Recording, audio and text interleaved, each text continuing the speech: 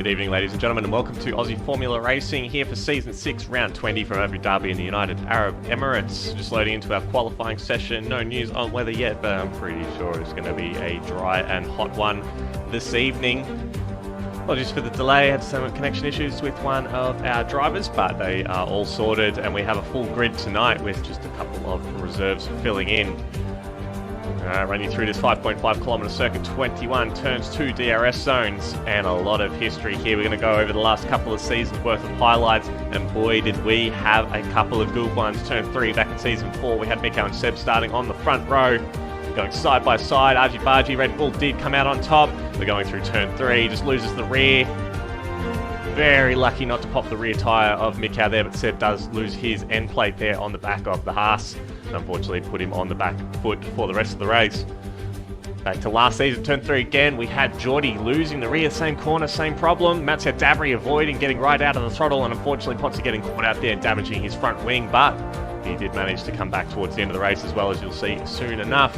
Back in season 4 as well, we had both the Renaults double teaming combined in the McLaren.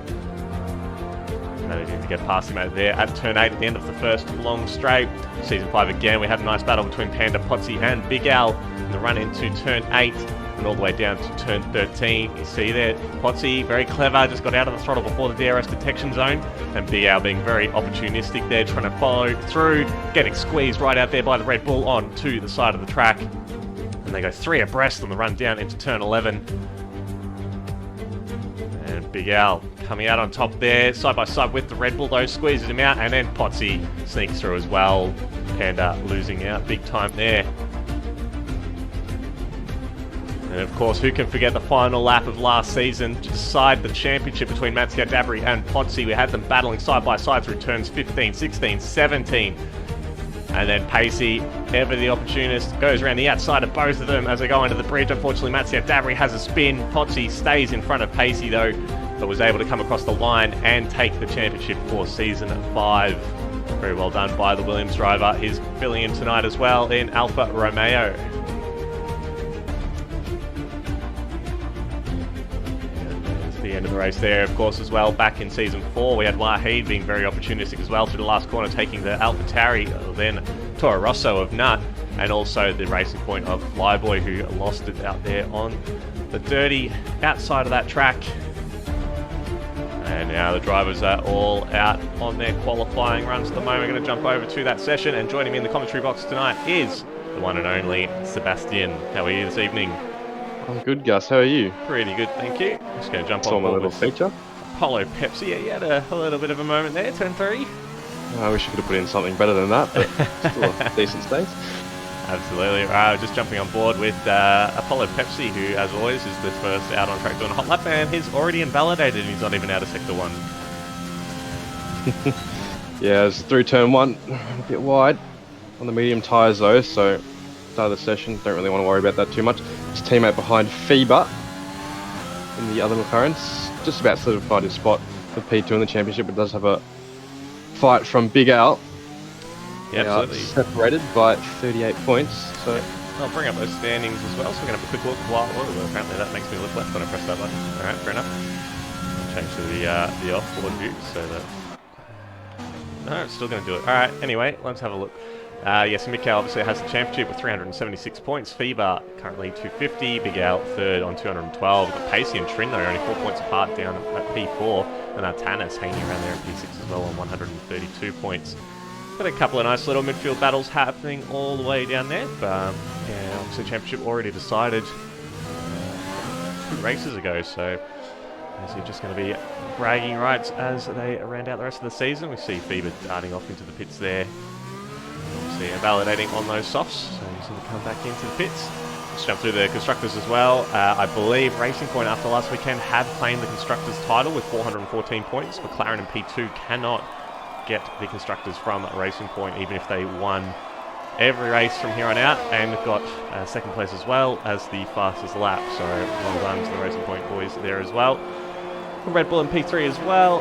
Ferrari and AlphaTauri having a good battle for P4, and the Constructors, same as Mercedes and Haas, just 7 points apart there for P6. Now we're going to jump on board with Pacey and the AlphaTauri now. He's about to finish off his lap. So Seb, tell me, what is the talk of strategy. You see a few people have been thinking about trying to qualify in the mediums, trying to one-stop, medium soft. I've seen others talk about soft, medium, medium for the race strategy. What are your insights there? Yeah, it's a very difficult one to call. You see some people do soft medium, that tends to be the best strategy, but also soft medium medium itself is very good. And if we get both strategies and there's some clean racing, they don't race too hard, then we could see both strategies converge on each other by the end of the race. But it's too tight to call. It's all going to be called by in the race when certain events happen. If we have safety cars in a pit window, obviously we'll see them then, but you know, we'll have to wait and see because it's such a tight strategy call. And is it just mainly going to be the soft and mediums we're going to see tonight? Any chance someone's going to run a hard tyre, or is it really just the worst case scenario if you get early damage? Oh, yeah, it's probably, you won't see anyone really touch the hards unless, like you said, worst case scenario, you really shouldn't see anyone touch the hards, though they are a terrible race tyre around here. Well, of course, this is a PG stream as well, so no one should be touching the hard anyway, but we'll go on to Mikau, who's on the lap as well. Jeez. You really went there, didn't you? Mikau on the back straight, doing a pretty good job at the moment. Zantana says provisional pole with 133.072. And purple in sector 2 as well, I'm pretty sure. Still got the fastest lap icon at the bottom. I'm not sure if it's glitched out. I will check in a moment. We'll see how Mikau goes for the rest of his lap. He just looks so confident through the corners. He's just committing every single apex. Mode kindly keeps out of the way.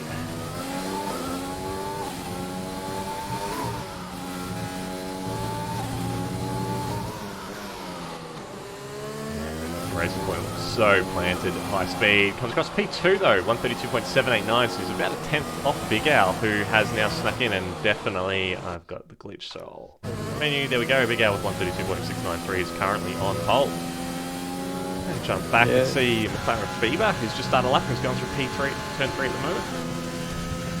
Yeah, Mikau's lap was pretty good, but you see a couple of adjustments, especially in that last corner. A bit fiddly with the wheel, not too confident on power, as he's, well, not a rival anymore as the season comes to end, but they'll definitely be fighting it out next season, won't they? Yeah, definitely, and we might, I don't know if we're going to see in the game change this track layout, so it just goes to the hairpin there. That won't be there in the real life Formula 1 at the end of this season, so hopefully they'll bring that into the game, but might change a couple of little things at this track, but I think some of the changes aren't going to have quite the effect that we're after, of course, then. I like the changes in the first and / second sector, moving that 5th and 6th chicane, shortening that turn 7 hairpin or whatever. I like that change. I don't necessarily like the change at turn 11, 12, 13, 14. That's the start of the 3rd sector. I wish they'd kept turn 11 in there and just cut off turns 12 and 13 and just move 14 down a bit. But that's the corners that we just saw Fever go through, a couple of corners back. Yeah, it's quite a nice little tricky technical part of Fever. Spins off the exit curb of turn, I think that's 19. And he's broken his front wing there on the inside wall, and he's going to have to come into the pits now. He just looked like he's pushed a little bit too hard there on the exit curb. And it's early in the session to be doing that, and yeah, lost that front wing. And he's going to have to go for another run. Bandcamp in the chat, not even in a Ferrari. Well, give them time. Speaking of Ferraris, both sitting pretty in the top 10, 7th and 8th, Smitty and Trim. Just separated by 0.04 of a second, so great work from those two boys. We'll jump on board with Panda in the Mercedes, who's starting a lap.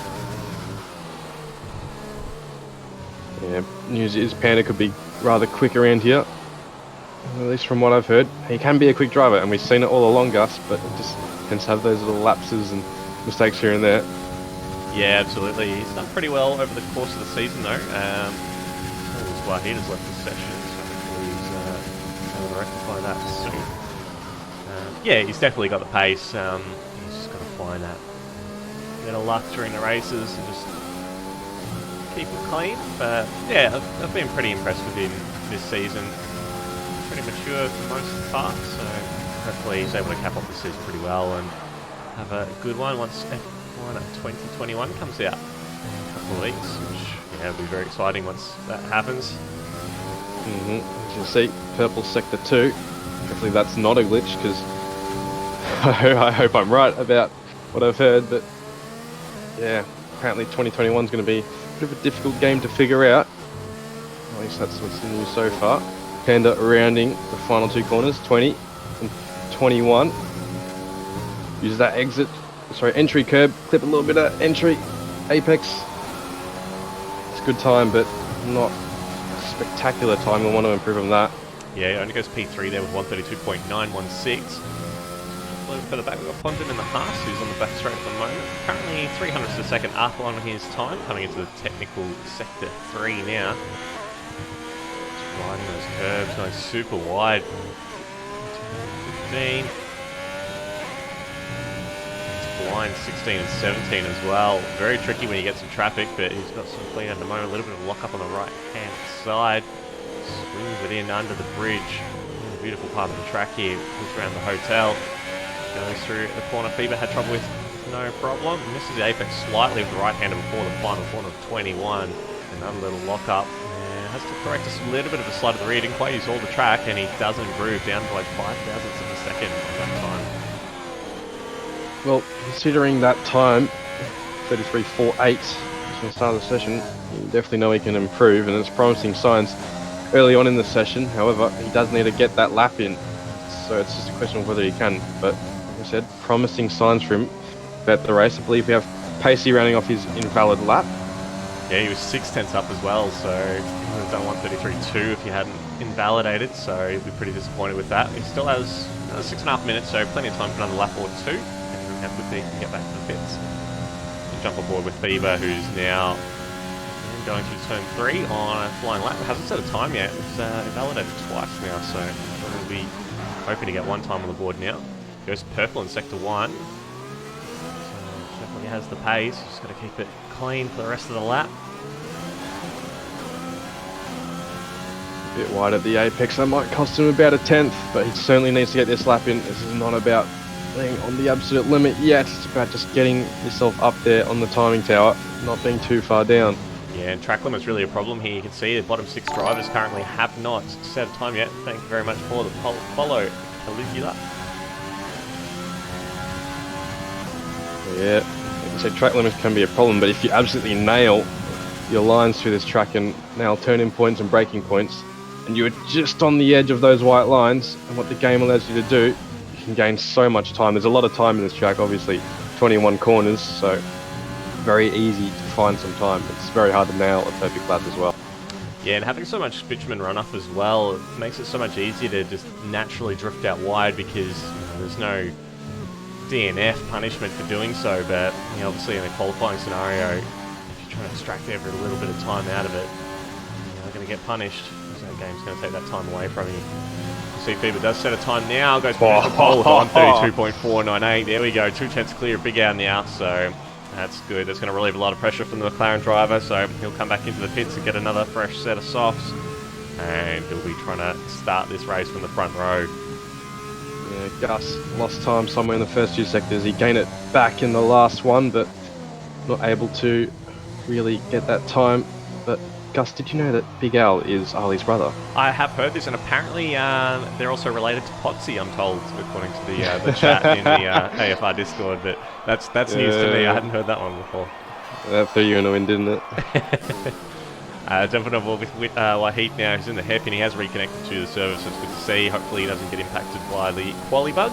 And he's getting a nice little tow from the McLaren there on the back straight. I think that's Fever there giving him a little bit of a hand. So he's got the DRS open as well, so Williams driver will be very happy with that one.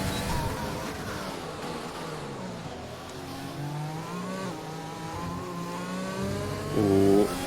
Sometimes you want to avoid that sausage curb on the inside of turn 9. You either want to absolutely ride it or avoid it. And he's got in between, which is the worst possible thing to do. Yeah, really unsettles the car. You can see he had to wait a long time before getting back on the throttle, because these cars, as soon as they're unsettled, you put any little bit of throttle on them and just the rear just wants to overtake the front.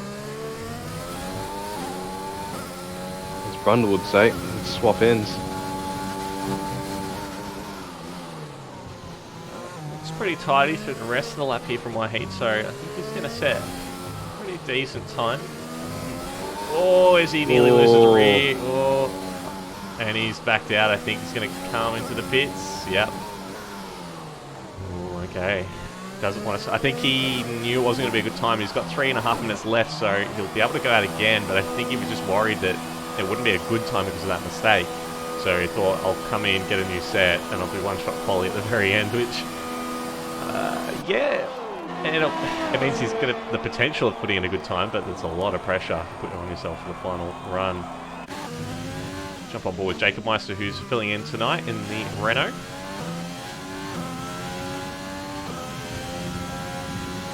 He has used a lot of his ERS already. His deployment is completely gone for this lap, so now if this is his second lap, the game's telling me he has done 0 complete laps on those softs, so weird that he's run out so quickly. Might be going again. Yeah, he will.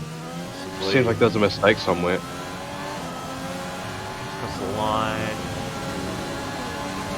But still showing him as having no ERS for me. Is it the same for you? No, it's not the same for me. However, he did run out relatively early last lap, so a little bit of a visual glitch. Bugged on my screen. Unless he's got some sort of battery failure.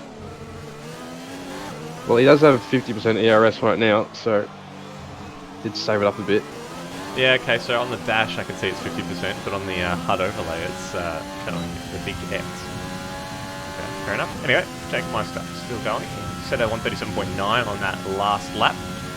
Obviously made a mistake, as you said, so he'll be looking to improve this time around. We've got 1 minute 40 left, so there's only a time for around now. Currently no one in the pits. Everyone is out on track at the moment, either on an out lap or on a flying lap.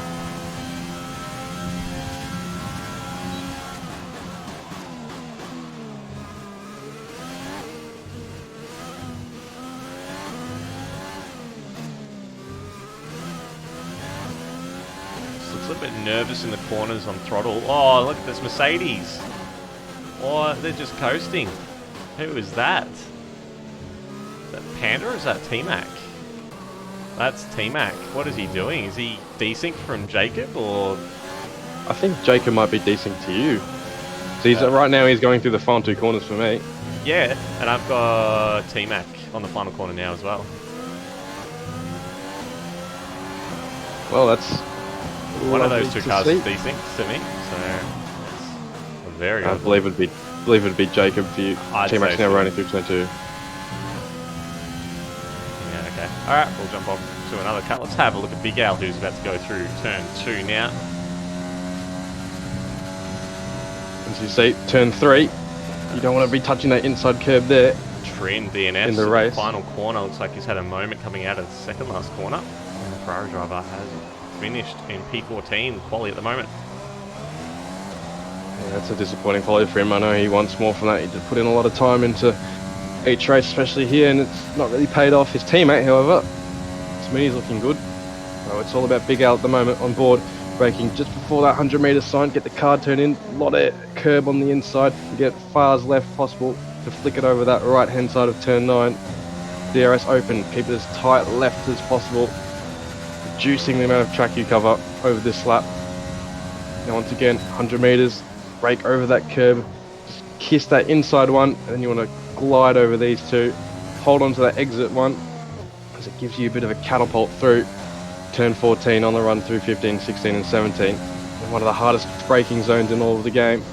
Got a bit wide, but that doesn't seem like too much of an issue. Sometimes that can unsettle the car, and it hasn't so far for him. It's nicely hooking up so far, but he's got a couple of corners to go now. Just a bit of wheel spin on the exit. You can see that correction. Turn 20, not ideal apex. He could have taken more of that inside curb. Now it's a late apex here. Washes out wide. What's the time going to be? It's pole. Yeah, meanwhile for his teammate, invalidated again on his final run, and that's it. He will start from the back of the grid, not able to set in the time. Going to jump on board with the Williams of White Heat now, about to come across the finish line. Goes 133.8, good enough for 17th. We have the racing points as well coming across the line. Kalios going into the pits. We've got Mikau coming across the line. Goes pole with a 132.365. We've also got the Ferrari of Smitty about to come across the line as well. He's currently matching his delta from the previous run. And he improves by 2.5 tenths going up to P10. We've got the AlphaTauris coming across the line now as well. Pacey going up to P13. We've got the 2 McLarens coming across the line now. Bieber invalidated but improved by 4 tenths. It would have been good enough for a 132 flat, which would have put him on pole. unfortunately making a mistake on that lap as well. And I think that is everyone done. Kalios, the only driver not getting the checker flag. They're currently in the pits, so that is it for our grid. FIBA invalidated at turn 19 on the exit. A bit too wide from the looks of it. Yeah, congratulations to our championship winner, Mikau, on pole position for the Abu Dhabi Grand Prix.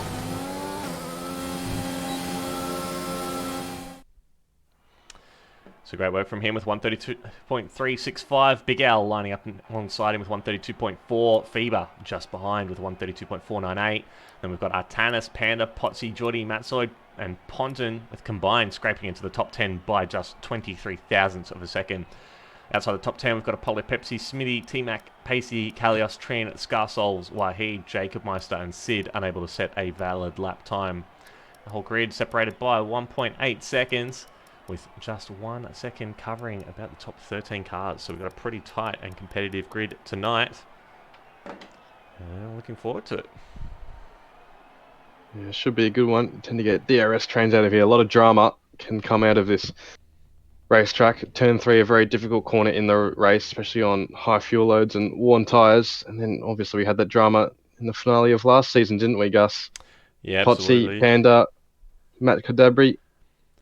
Elbows out for the last couple of laps for sure. It was great to see the championship for T1 come down to the final race as well last season. It was really good, really exciting viewing as well. So hopefully we get a decent battle tonight, even though the championship is settled.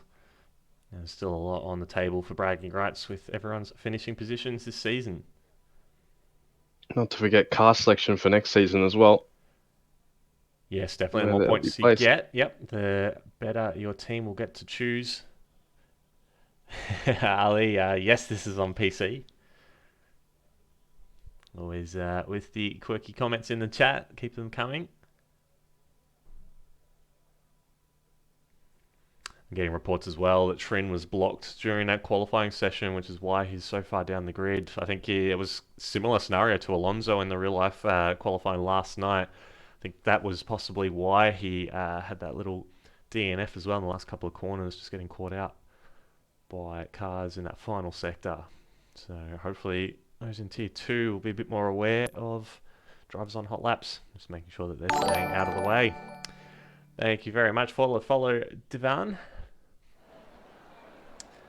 And here we go. Let's have a look. So we've got the top 10 drivers all starting on the softs that they qualified on. And outside the top 10, everyone on the mediums except for Smitty and Sid on the softs. So obviously they're looking to make some ground at the start of the race. But yeah, obviously not going to go as far before their first pit stop, Seb.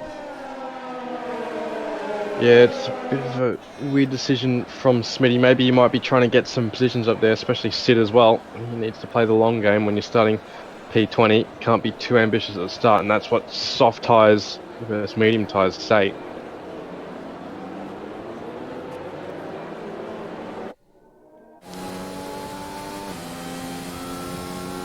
Yeah, so those top 10 drivers will be on used softs, so expect them to come in a little bit earlier than Smitty and Sid, unless there's some damage. But yeah, those medium runners, what do we expect, Seb, doing 16, 17 laps on the mediums? Oh, yeah, around 16, 17, because these softs will go to about lap 10. And start expecting people to pit. Mediums last around lap 18 from that point for the soft and medium runners. So it's really going to be basically a time management kind of race. It is. Those softs, you want to extend them as long as you can, and same with the mediums, because yeah, from what we're hearing, the one stop is a little bit quicker, but you really have to look after those tyres to get them to make the distance. Yeah, exactly. And since that's where the two stop comes in play, if you don't think you can manage those tyres, you can absolutely hammer those mediums as they do last 18 laps. So if you do get damage early, it's probably just about that bit more better to pit onto mediums and get that front wing fixed than to maybe go onto those hards, which are a rather terrible tyre to drive on. Alright, so Mikau coming around the last couple of corners. He did actually disconnect on the formation lap. Luckily he was able to rejoin, so hopefully all is well for the lobby from here. I think I am definitely decent from Jacob. His car is sitting on the grid for me. Hasn't partaken in the formation lap, and I'm pretty sure he spun in the last sector on my screen as well, so let's just be wary that anything that happens to him on stream may not actually be happening in the actual race. So Seb will be able to correct me if anything weird like that happens. Alright, last of the drivers forming up on the grid, just waiting for the Red Bull of Sid to come up to the final row. And we'll be underway shortly.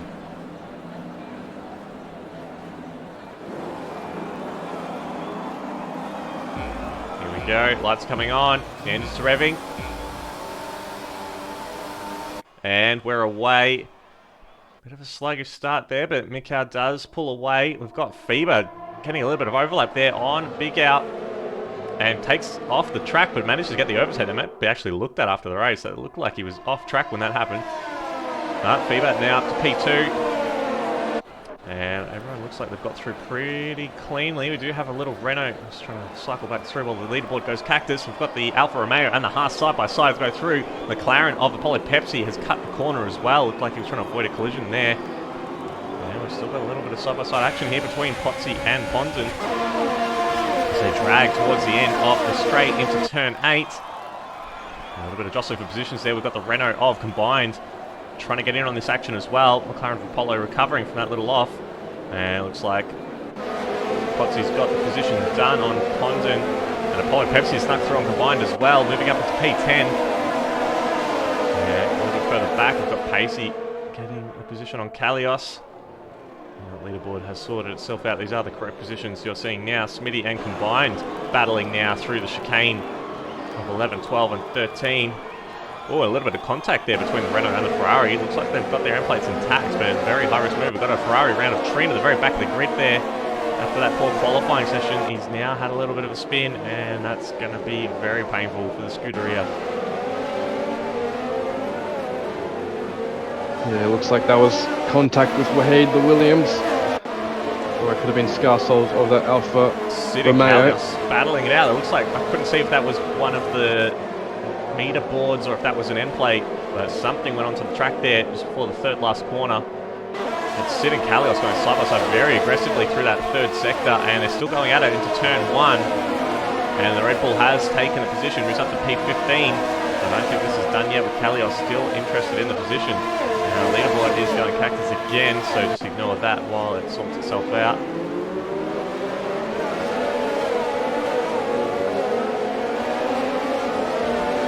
Meanwhile, at the front, Mikau and Fever have pulled away from Big Al from that DRS train. Oh, it looks like Mikau's being pulled back by some sort of stutter, so Fever will take the lead. Yeah, so Fever now in the lead of the race. Big Al 1.3 seconds back as well, so he's out of DRS range now. We'll jump back to Pandas, have a three-way battle between Potsy and Pondon as well. Combined YouTuber and Apollo Pepsi wanted to get in this action too. Oh, this is going to get messy. They're nearly 4 wide as they go down the straight of the run into turn 11. They go through turn 10, and there are cars all over the road there. Actually, it looks like Panda's lost his right end plate. There must have been contact earlier in that little battle, and he's understeering like crazy. We've got an Alfa Romeo around. Potsy has gone around, and he's had to do a flick turn. And we've got Panda off the track there on the outside. Has lost about 4 positions there as he's understeering all over the track. Now for Tauri there, Pacey is looking to make the most out of this. There's contact between the Mercedes and the Red Bull. The Red Bull has to go very wide, and now Panda's just losing even more positions. He's all the way down to 15th now. He's having a massive drift through the exit of 17, and he's going to have to come into the pits. He's got no grip at all, and I think Potsy there's got a little bit of damage too. Panda they're actually hitting the wall on the outside there. He's going to cut across to get into the pits. He's trying to, and I think he has managed to get into the pits. I think Potsy has continued on. I don't know if he's got any damage. Pacey has pit. Looks like he is fine, but Pacey coming in as well, and he was on the mediums. He's got front wing damage too. I think he might have got caught out there with the battle happening in front of him. He tried to take advantage of it and get the pass, but unfortunately not able to do it. Going to jump up now as you see Smitty and T-Mac having a little bit of a battle for P10. As Sid has moved up to P12 from the start of the race. He does already have a penalty, but he's now just gone up to P11 as he's battling with T-Mac on this first straight. He's had a mega start to this race, but I think he's gained a lot from the few little incidents we've seen so far. Yeah, T-Mac with wing damage. Sid right behind in the DRS on those soft tyres. He's looking at a lunge, but I don't think he'll go for it. But yeah, that was a whole lot of chaos, wasn't it, Gus? Yeah, absolutely. A lot of wing damage. As we see at the front, keep in mind, Mikau has got past Fever on the second straight. And we're not too surprised to see that. I think Mikau has got a lot more pace at the moment.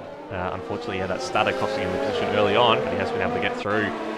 Big Al been able to close into the DRS zone as well of this little battle at the front. And we've seen how well he can manage his race when he's in the DRS train, so let's keep an eye on that little battle as it unfolds. Tanis, though, a couple of seconds back, is now under a little bit of pressure from Williams of Geordie and the Alpha Tauri of Matsoid. We've got a little battle pack happening here for P4, and then behind it's Apollo Pepsi up to P7, so he's done pretty well to get that car up into the points. And he's got now a little battle pack between Pond and Combined, Smitty, T-Mac, Sid, and Kalios, so this train going from 7th down to 13th. Yeah, Sid having a moment out of the final corner. T-Mac also having a moment. He's gone a bit wide, so they could really start jostling position later on. Scarsouls gets the third driver to have a penalty in this race. Jesus is starting to boil up a bit. Let's see Faber and Mikau go at it on this back straight. The first DRS zone, turn 7 and 8. It doesn't look like Faber got a good enough run. Meanwhile, Big Al behind, he's just sitting pretty. You'll watch these two go at it, and he does have looking like he's having good straight line speed. Yeah, just noticing as well, the other Alfa Romeo, Scarsouls, has pit as well. Looks like he may have picked up some damage, so a horrible start to the race from the Alfa Romeo team. And meanwhile, Sid down the inside of T-Mac into turn 8. Has the move done through turn 9. And that'll be all she wrote. Oh, the Ferrari's round. Smitty has gone around. It. There's been a Spinella on the back straight, and he's lost his entire front wing. And the Ferraris have had a nightmare of a race so far. We have a full safety car, and unsurprisingly, that was the entire front wing there from the Ferrari has been dropped onto the back straight after turn 9 before turn 10. And yeah, that Ferrari, it's a bit reminiscent of Sebastian Vettel at Singapore when he lost it all and had to reverse around the track. Yeah, horrible start to the race for them. So Trin currently in 14th, has been able to recover a little bit after that spin, so he's gone from P20 up to 14th already. But yeah, Smitty is going to have to come into the pits. At least the safety car will mean a bit of a strategy variation. We see Feber and Big Al both coming into the pits. Mikau staying out. We see Tanis and Geordie coming in. Matsoid as well. We're going to have a look and see. We've got Ponda coming into the pits. Apollo Pepsi staying out. So the medium runners will most likely extend from here. We are seeing a lot of those who qualified on the softs in the top 10 coming into the pits now. See, we've got Trin is staying out, so he is going to recover quite well from this. If I can try and find him. There he is, up in P6 now, so I think he'd be not too unhappy with how things have unfolded. I don't think he's lost out a lot since that spin. The safety car's definitely helped him get his race back, so good for him for sticking at it. Currently we've got Mikau leading the race from Apollo Pepsi. Sid up to P3 from that start, so he's done exceptionally well with this safety car and the overtakes he made the first couple of laps as well. We've then got Kalios, Trin, Feber, Big Al and Tanis, followed by Geordie, Matsoid combined, as Panda has retired from the session. What's happening there? Did he lose it at turn 3? Yeah. He's lost it at turn 3 on the safety car.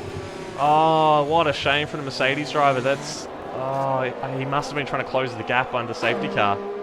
And yeah, he's just binned it at turn 3. We saw the couple of incidents over the past couple of seasons there at that corner. It is a very tricky one when you're on throttle and you don't have a lot of grip. I just wonder if he had fresh tyres. He's been on those mediums for one lap. I just wonder if he's lent on them a bit too hard and has paid the ultimate price, unfortunately for him.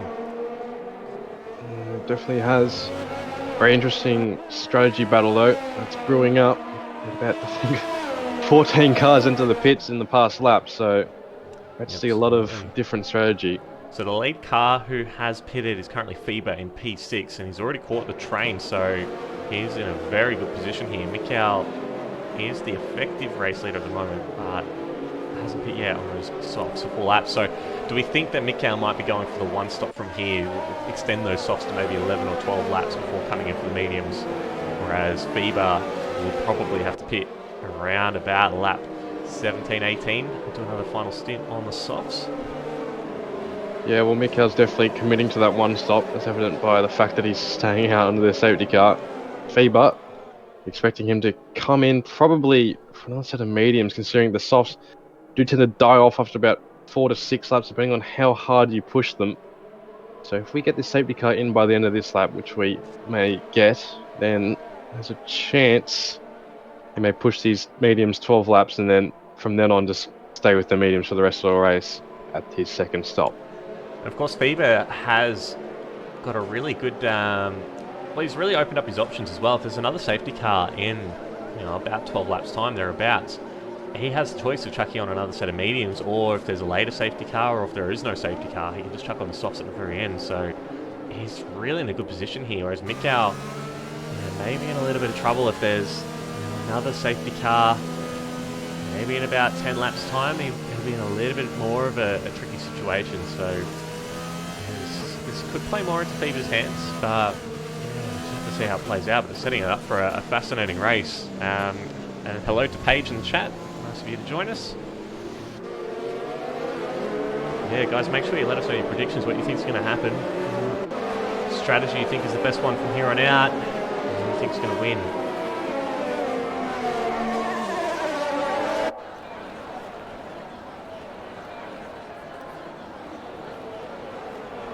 Well, there we go, Gus. Safety car in this lap.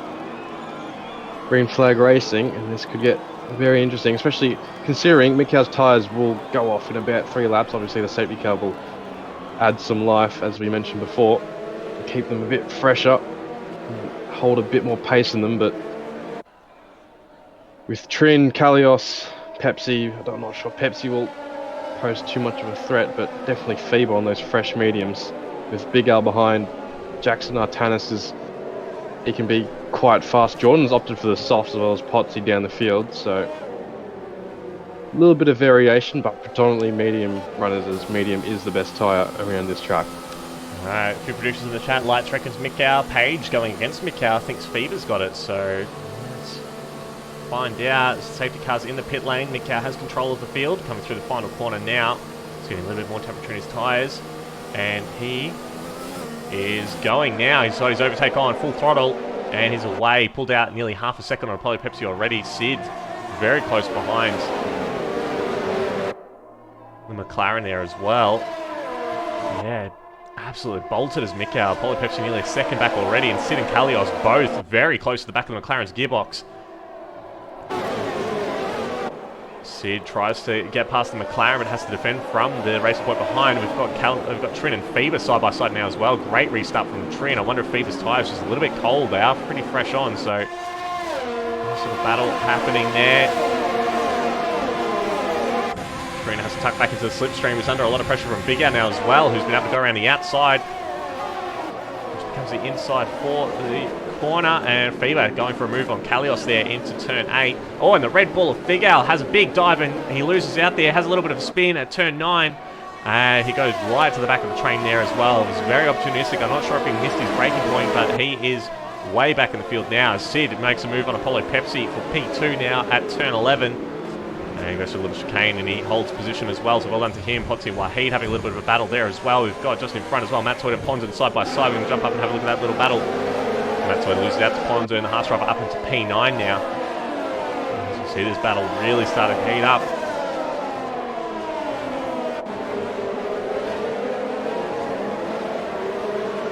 There's a yellow flag. We've got Malfatari Pacey, I think, has had a spin at turn 17. I'm not sure if there's any contact there, but he has gone back. We've got a Williams peeling up from the pits. I think that is Wahid. No, Geordie coming to the pits, so I think he might have picked up some wing damage on that safety car restart.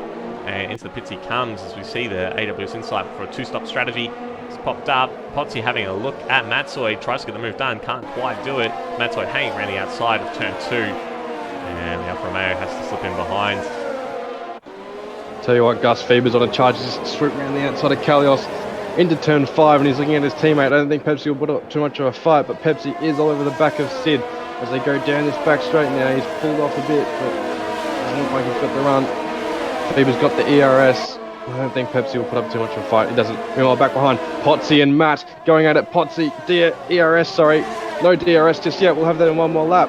Down the inside, into turn 8. Matt's putting up a fight around the outside on those medium tyres, but he just doesn't have the grip to keep up with him. And he might come under pressure now from combined YouTuber behind Gut. Yeah, we just saw Fever and Apollo Pepsi do the driver swap now, so Fever up into P3. As you see, Tannis and Trin going side by side into turn 11 as well. Tannis does have position and maintains it. So through the turns 12 and 13 chicane.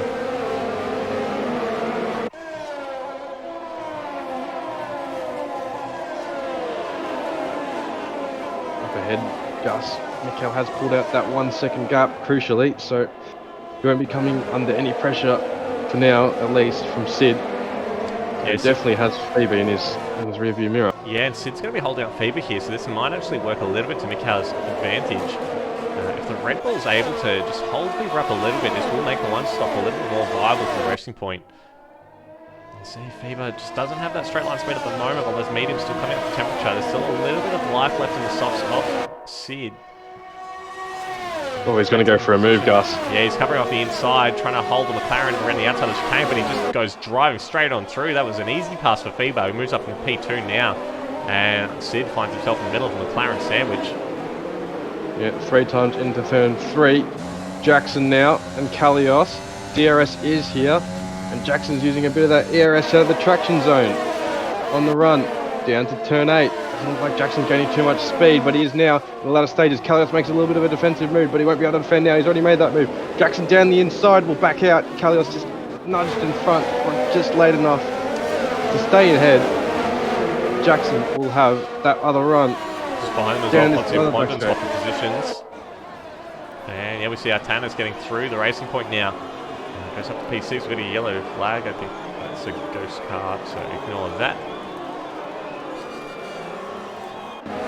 They all go line astern through sector 3. Obviously have a pretty bad exit. It's very difficult to get an overtake done in this section of the track. It's very technical, so it's all about driver skill. Trying that line right. As we see Sid there making a mistake, runs very wide and lets Polo Pepsi through up into P3. Sid keeps P4, but I think he's starting to just feel those soft tyres failing. And there he goes, he does peel off into the pits, so he's committing to the 2-stop as he's got 18 laps remaining in the race. Not sure his mediums will last that long, judging from how much he dropped off in the space of that final sector. Yeah, and also he did have to fight his way through the field, so I just wonder if trying to get through all that traffic has just taken a little bit more life out of those tyres than we saw from Mikel, who's pushed those softs onto 9 laps.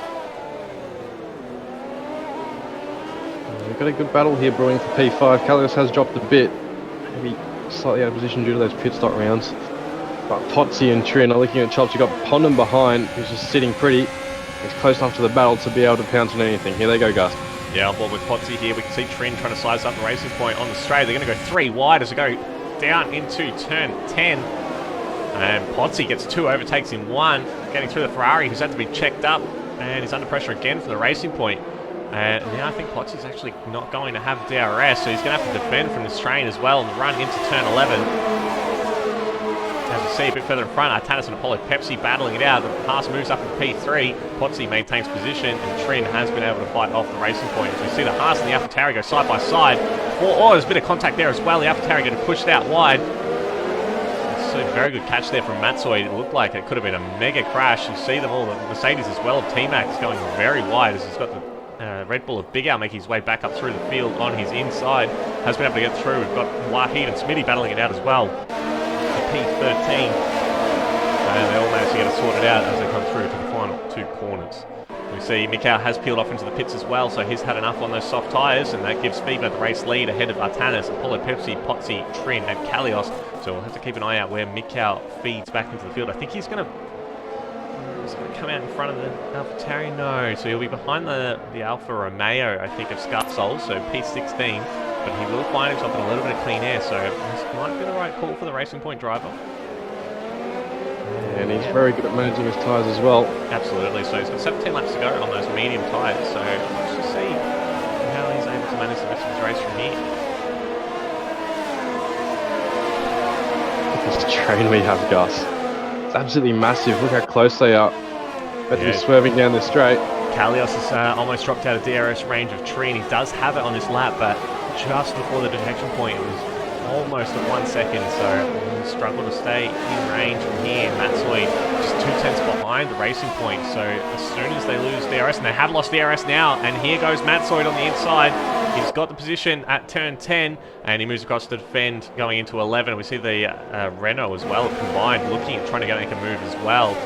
Very difficult to overtake when all cars in the train have DRS, so he's going to have to just wait just a maybe a lap or two longer, as we see Ponton having a look at Kalios as well, and makes a great move through Sector 3. Don't often see passes there, but he's been able to size him up. Must have got a better exit than the Racing Point, and he moves up into P7. Kalios, those 10-lap-old mediums are really starting to struggle, so I wonder if they've just overcooked them a little bit. He's really struggling to defend from these guys who pit under the safety car.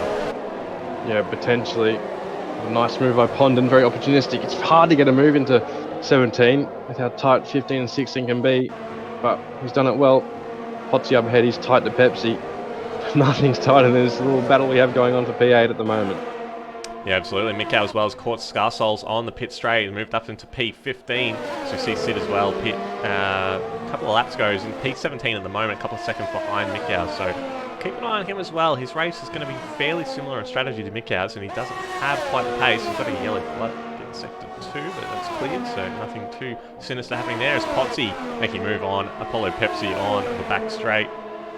Panda, don't know, I saw in the chat that there was a bit of an issue with Jacob Meister, so I'm not sure if he had some desync as well. Apparently he had to avoid a collision and ended up DNFing because of it. So yeah, and it was under safety car as well, so quite an odd incident for Panda there, unfortunately. Meanwhile, Panda's teammate T-Mac getting a run on Kalios. Kalios making a mistake out of turn 9 and through turn 10, and T-Mac's just going to swoop through on the run down to turn 11. And that's it there as well, holding off Trin and Ponton down in 7th place as well. So nice little battle here at the front of this train for the final points positions. Mikau gets past Smitty as well for P14. I was just going to say, Pondon looking around the outside of Trin, not sure how smart that is. Into 17, very easy to get it wrong and send yourself into your opponent or very wide, but Pondon switched it on really. He has really switched it on. He's all the back of Trin. Smitty's been able to get past Mikau as well, so Mikau getting held up a little bit by the Ferrari driver. This is going to hurt Mikau a little bit. I think he has got it done now though. Smitty making a little mistake in sector 3, and the rest point is now clear.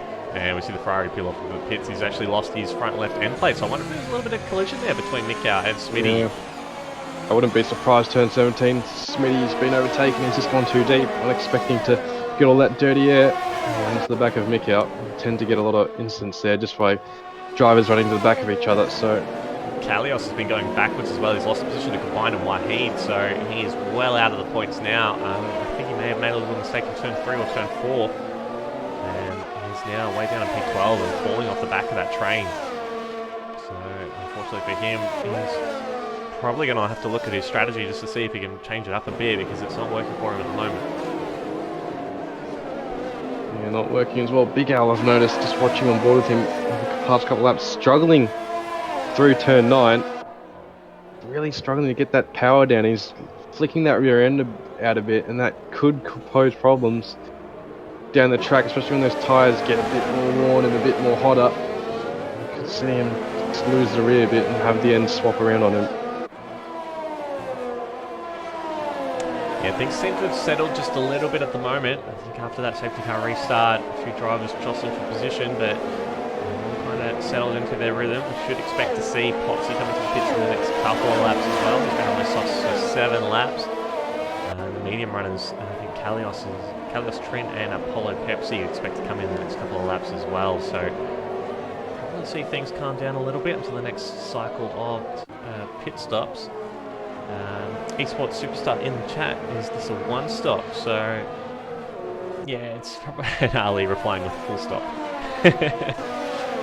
We are expecting to be a 1-stop for most drivers, soft and medium, but wouldn't be surprised if we see the odd medium, soft, soft, or some variation of that combination. Mikau now up to 13th place, is now behind his teammate, so expect Kalios to let Mikau through in a short moment, but Mikau really started to come back through the field after that early pit stop. Yeah, Trin and Pondon about to exchange positions. Pondon's been all over the back of Trin for the past 2 laps and saves up a bit of ERS to get the move done, but he will come under a bit of pressure now. Trin will have DRS, but he's lost the rear a bit there. Al might think this is an opportunity to pounce, both using their ERS down this straight. I don't think either are going to get a move done. Smitty looks like he spun on turn 3, which has to catch out a lot of people. Thank you very much for the raid, Nick-a-Trick. Thank you for that. So yeah, Pondon has been able to hold Trin at bay for the time being.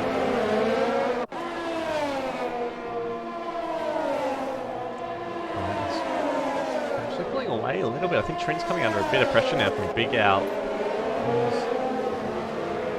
They're really closing in. Trin on those 13-lap-old mediums, though, is going to be struggling for pace compared to Big Al and T-Mac, who are just behind, and 2 seconds down the road is combined as well. He's having a pretty steady race at the moment, keeping out of DRS range of Wahid.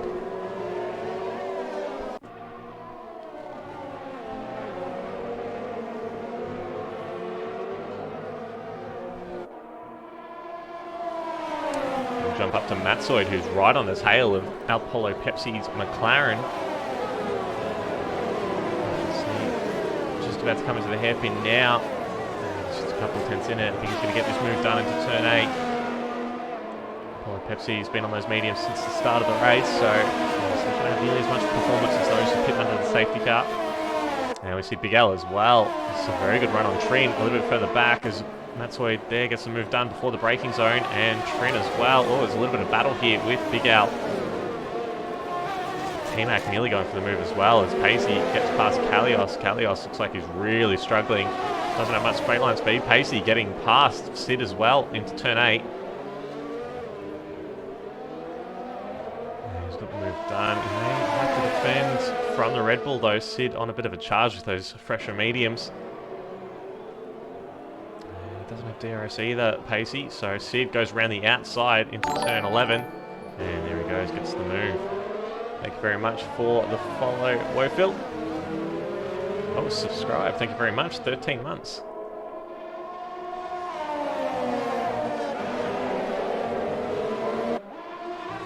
Tell you what, Pepsi's going to need to think about pitting this lap. Meanwhile, the guy behind him, Pondon, does pit. So, seeing a bit of action here. Potsy's called it, and then Pondon's probably reacted as well. Yeah. A bit of changing around of the order here.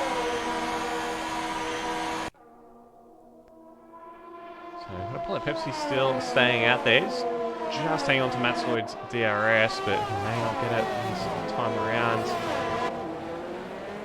Potsy, Ponton and Scarsols all in the pits at the moment. Alfa Romeo actually double stacking, so I think Scarsols may actually suffer a little bit. Going back to T-Mac now, who's got a very good run on Trin, heading towards turn 8. And there he goes. So much more speed from Mercedes. Trin falling off a little bit, jumping back, and Mikhail got past Wahid as well, up to P9. Right now, I just don't think those drivers with 13 plus lap old mediums have that pace compared to the other drivers. They really need to pit this lap and hop onto another set of mediums and not try to extend it too much, otherwise they might be in for a bit of strife later on in the race and miss out on the battle. So we've got that big train for me again behind Matsoid now, so Apollo Pepsi is actually keeping that gap to the AlphaTauri. And we've got Big Al and T-Mac joining the back of that as well as Trin, and combined just 1.2 seconds behind. He's had a very good race so far, up in P8. With Mikhail closing the gap as well down there in P9. Okay, we see Matsoid peel off into the pits now. 10 laps on those mediums is enough for him. Apollo Pepsi, I think, is going to be a bit of a sitting duck now. He doesn't have the DRS of Matsoid to defend with, so Big Al just 4 tenths behind him now. And I think he'll get the move done. The next DRS straight.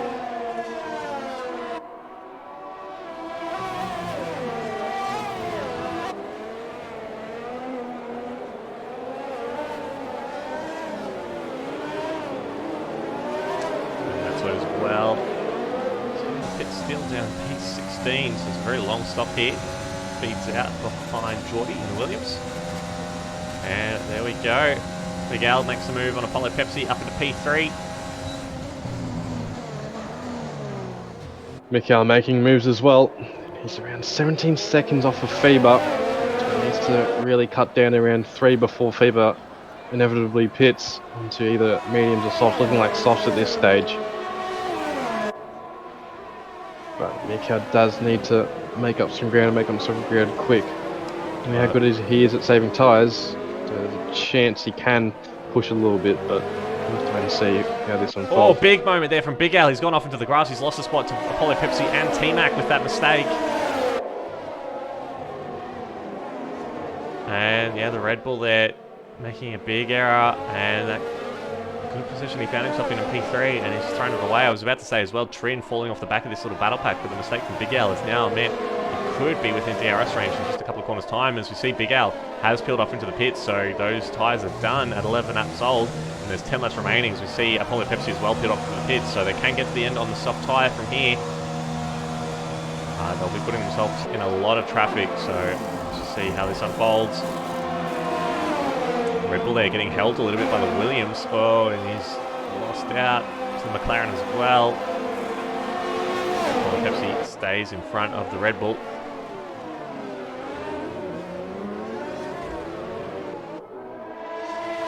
Jump up to Pacey now. He's hot on the heels of Potsy. I think Potsy may have actually just got through. Pace has been on those mediums for 14 laps, obviously just stretching them a little bit longer to try and get onto the softs to the end.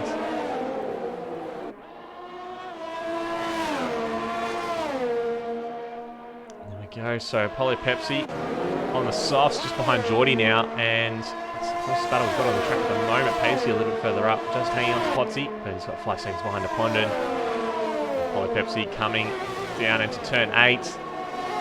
Gets past the Williams with relative ease there on those fresh soft tyres. He'll be on a charge now, trying to undercut a couple of the long runners in front of him.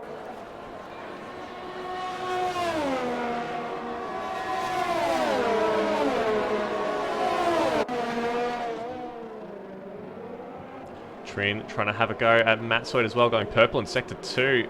And he goes around the outside of the AlphaTauri. Ooh, a little bit of contact there between the two, but managed to sort of get out.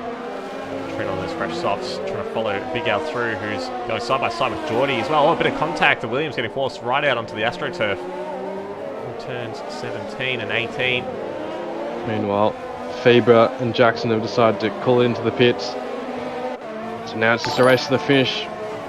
How this turn out, people will have combined to beat, but I don't think that'd be too much of an issue. It's just around a 4-second gap, so he's really within striking range here. I'm not sure how much time management he will have to do, but it should be a relatively easy win at this stage. Yeah, absolutely. Faber now closing in on the back of combines. Just a couple of turns trying to make a move at the hairpin. Don't often see a move happen that early on this back straight, but Faber on those fresh softs compared to combines old mediums is doing very well running up in P3.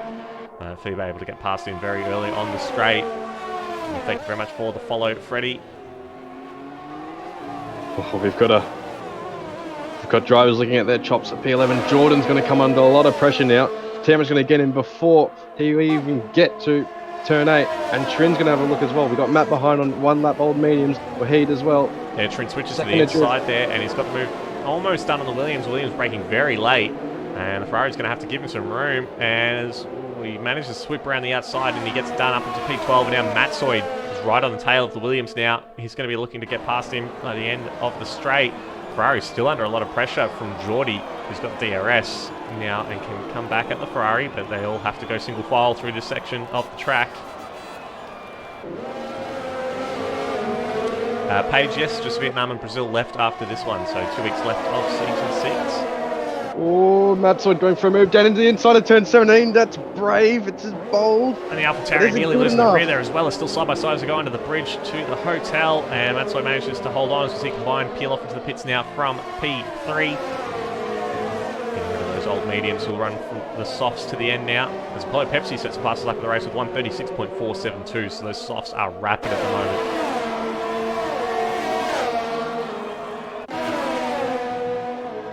Faber as well. He's cut down Nick out by about a second in the past lap.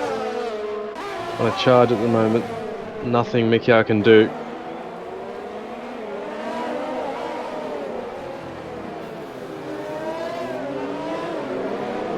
Now we have Potsy as well.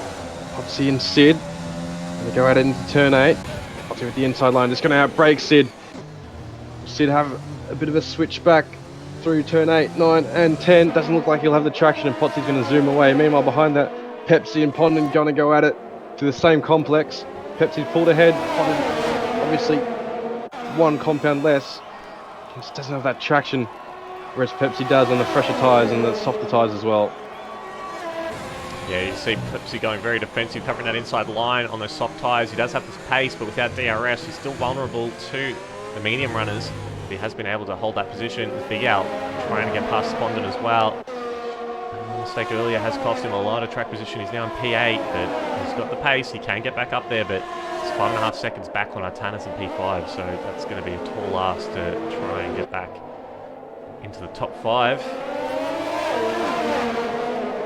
Look at Fever absolutely lighting the timing boards on fire. Fastest lap descent, 35.4, popping up on our screens.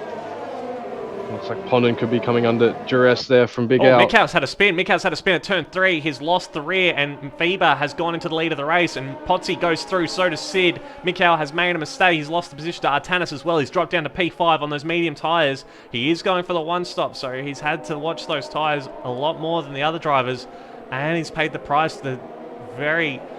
Oh, it's infamous now, turn 3. We've seen so many drivers of very high caliber all make mistakes at that same corner, and unfortunately, yeah, Mikau has dropped back and Fever takes the lead. Page, I think you've jinxed Mikau.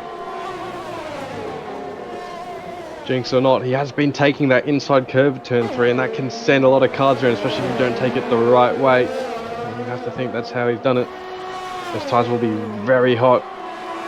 Now we see Sid trying to make a move on Artanis now. No, the other way around. Artanis has just got past Sid at turn 10. And he moves up to P3. This is a great result for the Haas driver. I think this is his best drive in Tier 1. So well done to him. Still got 7 laps to go though, so hopefully he's able to make it to the end. It's a nice little battle for P6. Pondon also having a very good drive in the Haas. Holding on to the position from Big Al and Apollo Pepsi. Currently in P6. Thank you very much for the follows, Curtis Evan, and also to Randy John Schwan.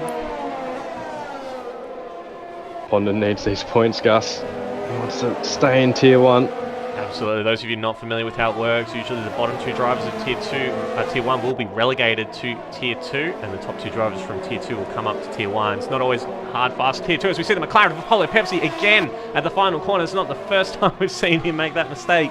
And he's lost DRS now to Big Al, and he's under a lot of pressure from T-Mac. As it stands right now, Gus, Pondon should be getting P6. That's 8 points. They'll jump him all the way up into P18 in the standings. 2 points behind Matt's, 2 point clear of Smitty, and I'll jump him just out of the relegation zone. So he needs these badly, and he needs to keep it clean. He hasn't had a warning all race as well.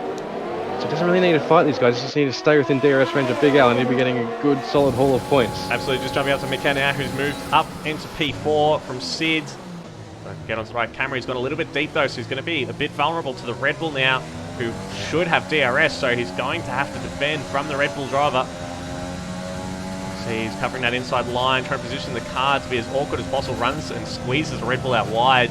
And Red Bull yields. He's trying to go very deep and around the outside of the racing point, but he's going to have to yield that position. He's going to jump a little bit further back now. Big Al has been able to get past Pondon, and Apollo Pepsi just... Oh, he's gone around. T-Mac has gone around. He and Apollo Pepsi was side by side going through turn 11, and the Mercedes is dropped in all the way down the order to P13, if I can get it out. And unfortunately, T-Mac was running pretty strongly with those fresh softs, and unfortunately those tyres are going to be pretty cooked now, Seb.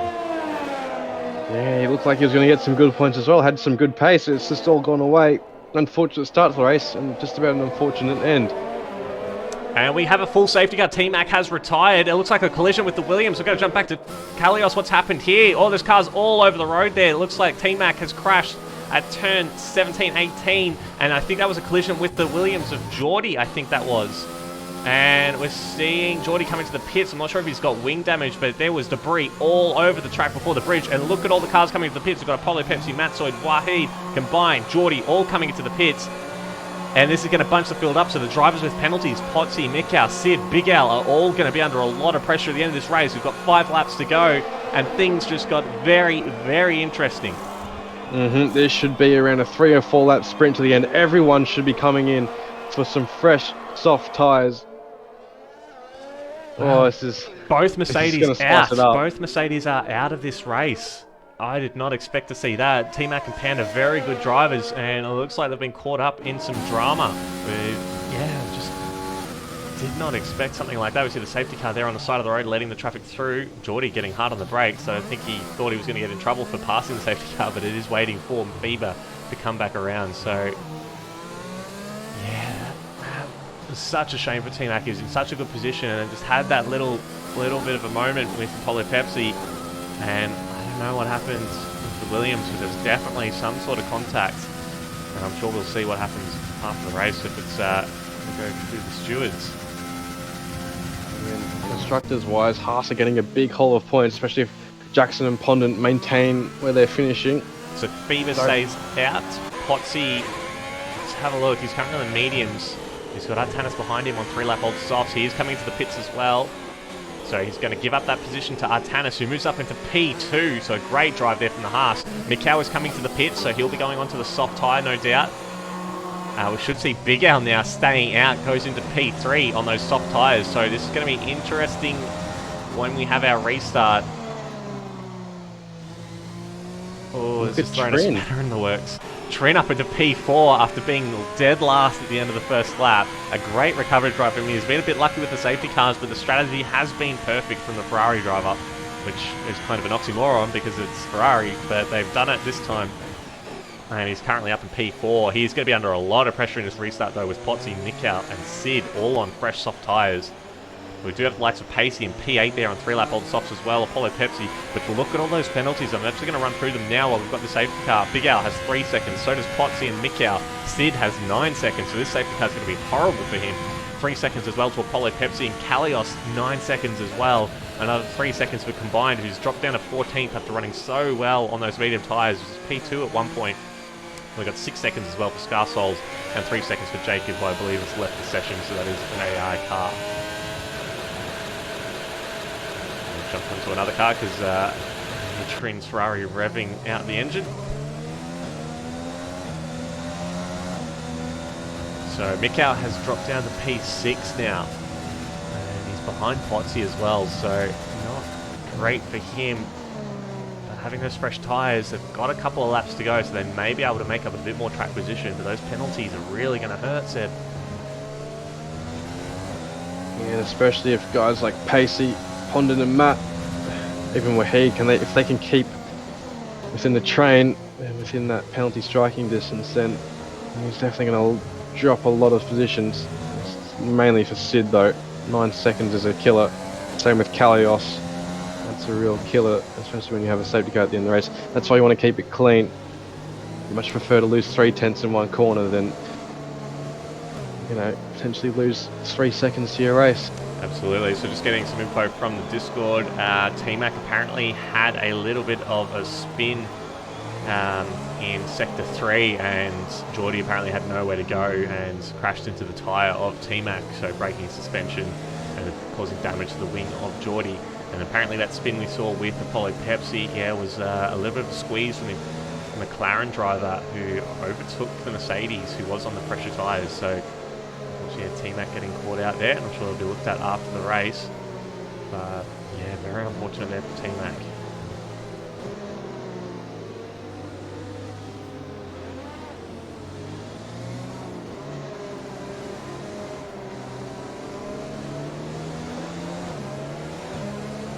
Most of the field is together, so we should be able to see the safety car coming in this lap, and then we get 3 laps of action on 1 lap, which is the final lap with the DRS. So this could get really interesting. We could see a lot of elbows out.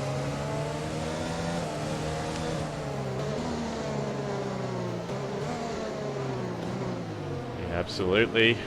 We should be seeing the safety car come in at the end of this lap.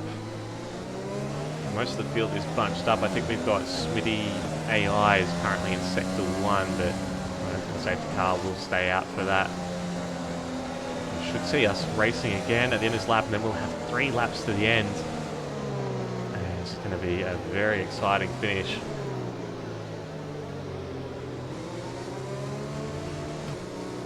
Trouble with Bieber, who's currently behind the safety car.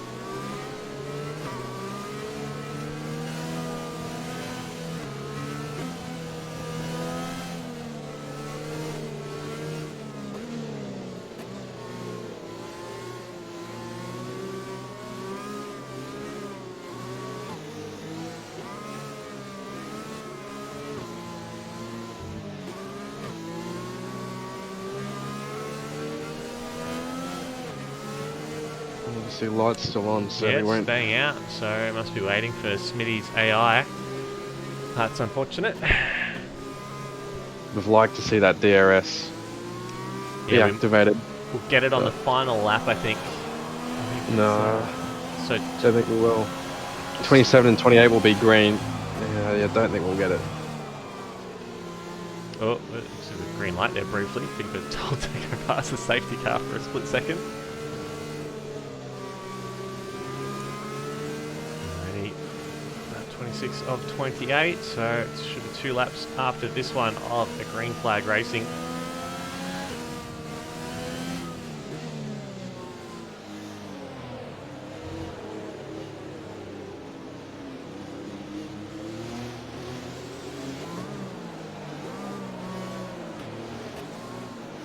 Beaver nearly pushing the Mercedes around the hairpin.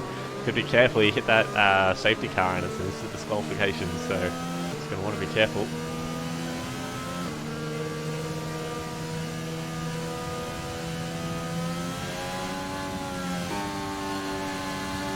Alright, all the drivers have caught the train now, so just have another sector and a half to go. And we should be back to green flag conditions.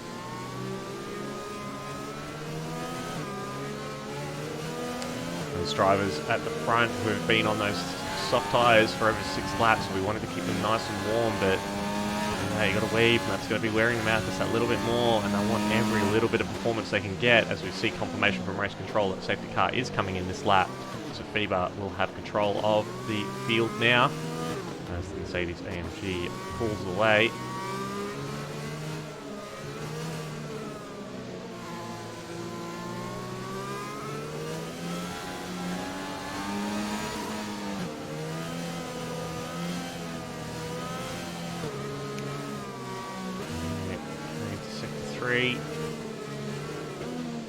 Here we're trying to warm those tyres. Combined, there's a 5-second penalty for colliding with Wahid, and I wouldn't be surprised if there's some wing damage there as well.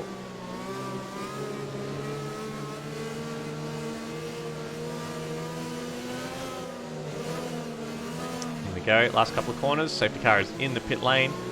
FIBA will get to decide when we go racing again. Takes a wide apex into the final corner. It's going to take grid all the way to the end. Scarsol will pick up a penalty for colliding with Geordie as well, and he's away. Good jump as we see Mika and Trina's cars scattering all over the pit straight. They're 4-5 wide going into turn 1. This is not going to end well. I think Pacey and Kelios are going side by side as well, a little bit further down the order. As we go for this 2-lap sprint to the end of the race. A little bit further up, Mikau's up to P4 now, just behind Big Al, who goes side by side through the first chicane, and he's up into P3 now, just behind Artanis. As we see, Matsoid fighting for P12 as well with Kalios and Pondon. Again, further up, we've got a bit of ghosting happening there as well. Trin having Potsy drive straight through the middle of him, as Potsy goes up to P5.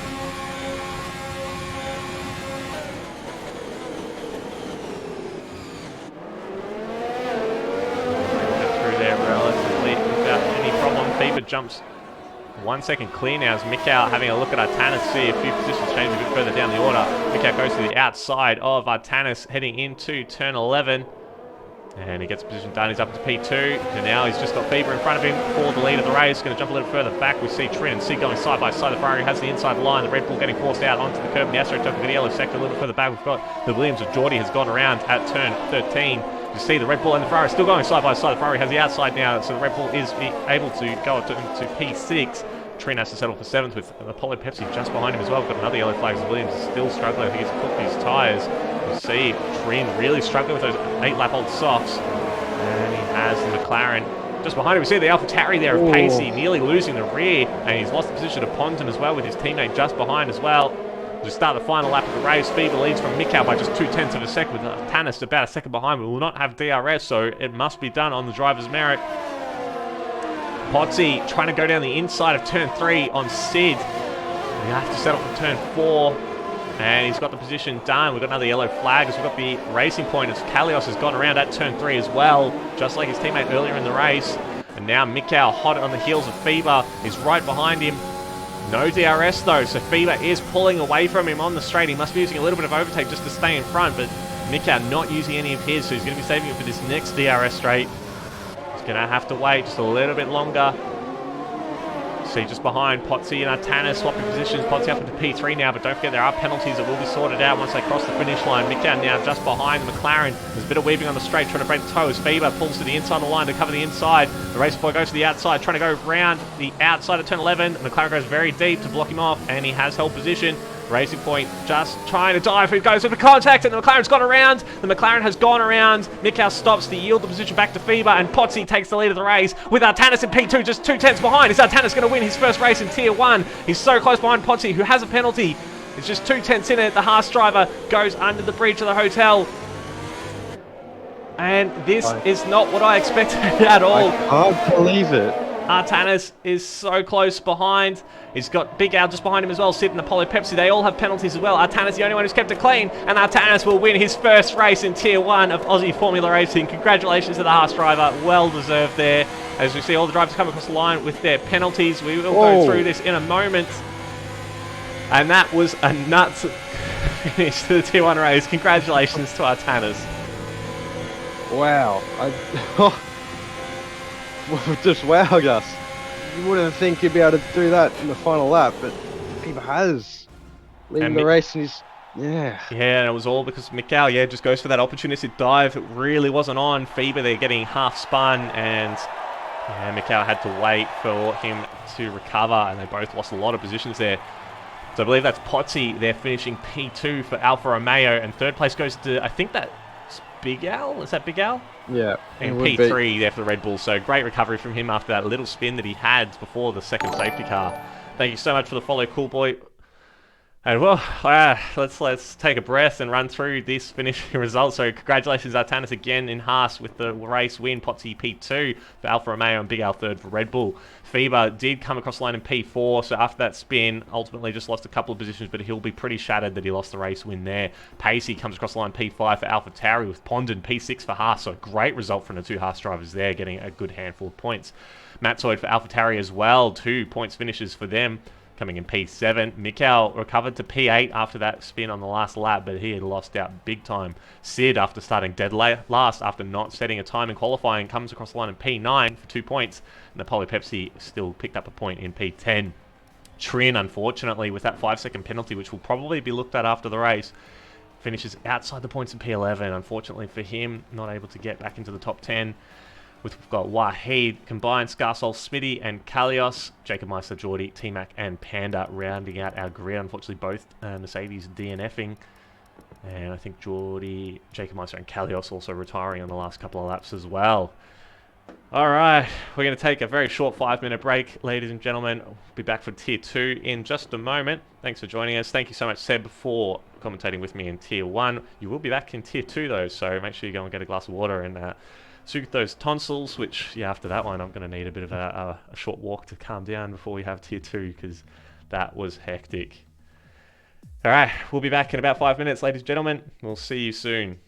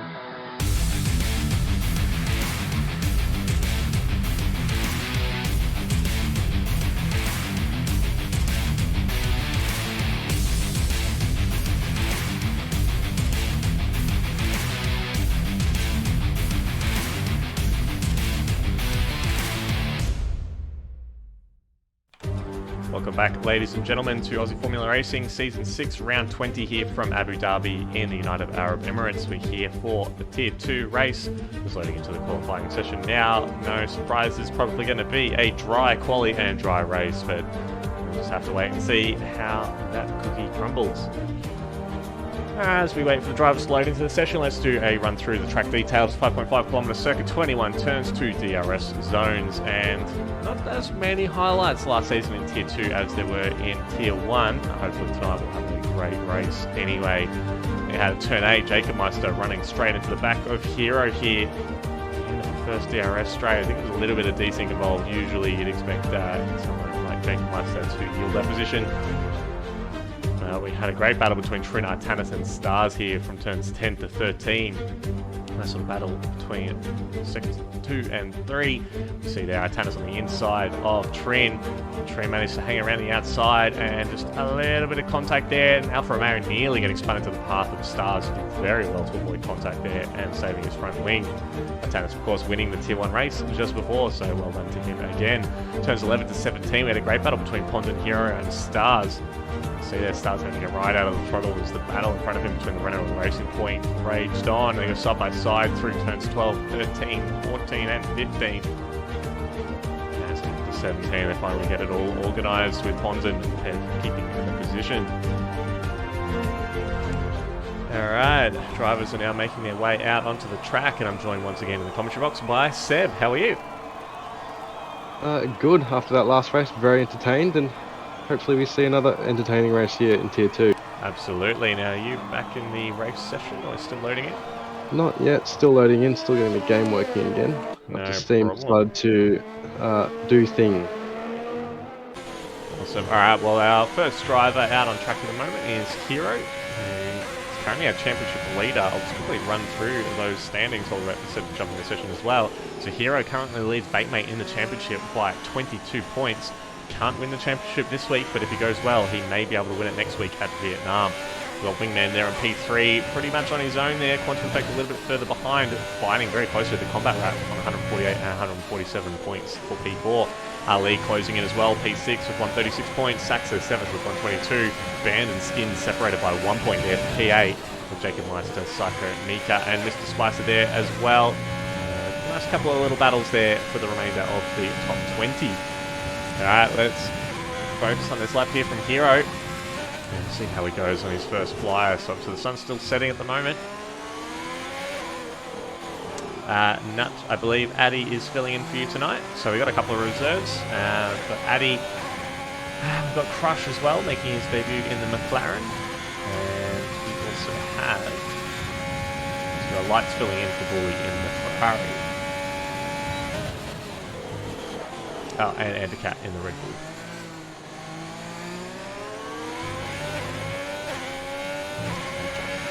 Over to the tyres at the moment. Got a couple out there on the mediums, so just doing a few practice laps. So we do expect people to qualify on the soft tyre. As you saw, it's possible to do a soft to medium run in the race if you are nice enough to the tyres. We did see a couple of drivers doing soft, medium, softs, and different variations of that. There were a couple of safety cars that assisted with the two-stop strategy there. Yeah, exactly right. You should see a straightforward soft medium from the Tier 2 drivers here tonight, but you never know, some might opt for a more aggressive strategy in that two-stopper, but you never know how it goes these days, especially at a track like Abu Dhabi and the strategy that it can provide. Absolutely, so Hero comes across the line sitting 133.5 for his first flying lap. Lights coming across on the 34.5 on the medium tyre as well, and we've got the Alfa Romeo Nemo setting 135.7 and the Renault Skins at 133.9. Up a little bit further back, we've got the Racing Points about to come across the line. Psycho coming across the line, setting a 134.4, and his teammate comes across the line, setting a 134.4 as well. Mercedes as well, I think that's Keeper, who has invalidated, so we're going to jump back to Mr. Splicer. No, we'll jump to Batemate, who's invalidated as well, so we'll go back to Mr. Splicer in P14. At the moment, we've got a McLaren coming across the line. I believe that's going to be Crush. Starting his lap. And Mr. Spicer comes across the line as Seb has joined the lobby. P3, 134.2. Jump aboard with Vasa in the AlphaTauri, currently sitting in P10 at the moment, just jumping down a few spots at the moment. Expect a few of the times that get posted at the moment to not really be representative of the quickest times. Most drivers just want to put in a banker time at the moment just to give them a little bit of a backup time so they can really push towards the end of the session, and also the times drop as the track rubbers in, as the temperatures start to cool as that sun sets. And Vasa comes across the line, setting a 135.7. Quantum taking out. He's going for a second run on those softs, so he validated his first run.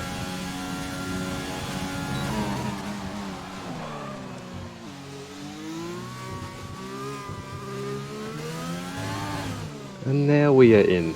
There we go.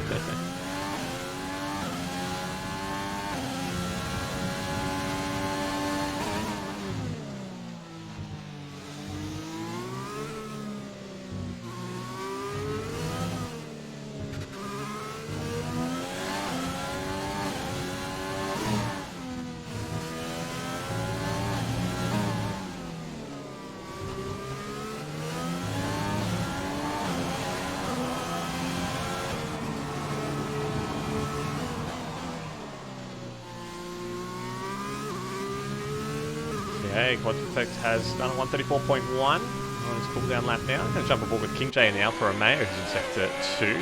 He's flying like currently purple in Sector 1 according to the game, but it's not always the most accurate reading.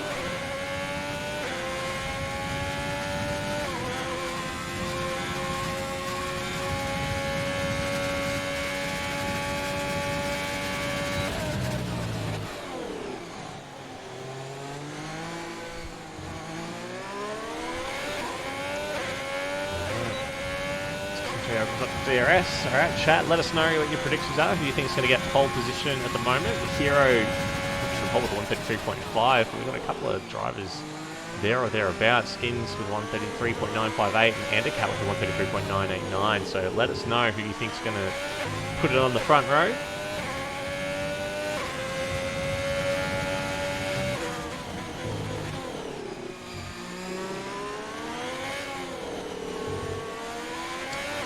Flag is on the McLarens in Sector 3, going a bit slow. Probably Ricardo, but can't be certain. As King J has invalidated, unfortunately, and comes into the pits. No one's hell banned, but I said that. He'll watch it over. We'll see. We see Fake Mate in the first sector as well, going purple. He validated his first run as well. Aussie Mate, yes, this is the Tier 2 race, so we had an absolute thriller in Tier 1 just before, a couple of safety cars, including a late one, and some drama on the final lap, which gave Artanis the first win of his AFR career in Tier 1. Kudos to him. Aussie Mate, yes, so he didn't validate his first run, so hopefully this one goes a bit better for him. Hopefully he's able to take it to Hero. We really want to see him really take this championship to the final round. It's always very exciting to close off the season like we did last season of Tier 1 at the final round of the championship, and it will be at Brazil this time around. Aussie Mate, so if you jump onto our Discord, so the link's on our website or on one of our social media accounts, and you can contact Psycho, who's our recruit admin.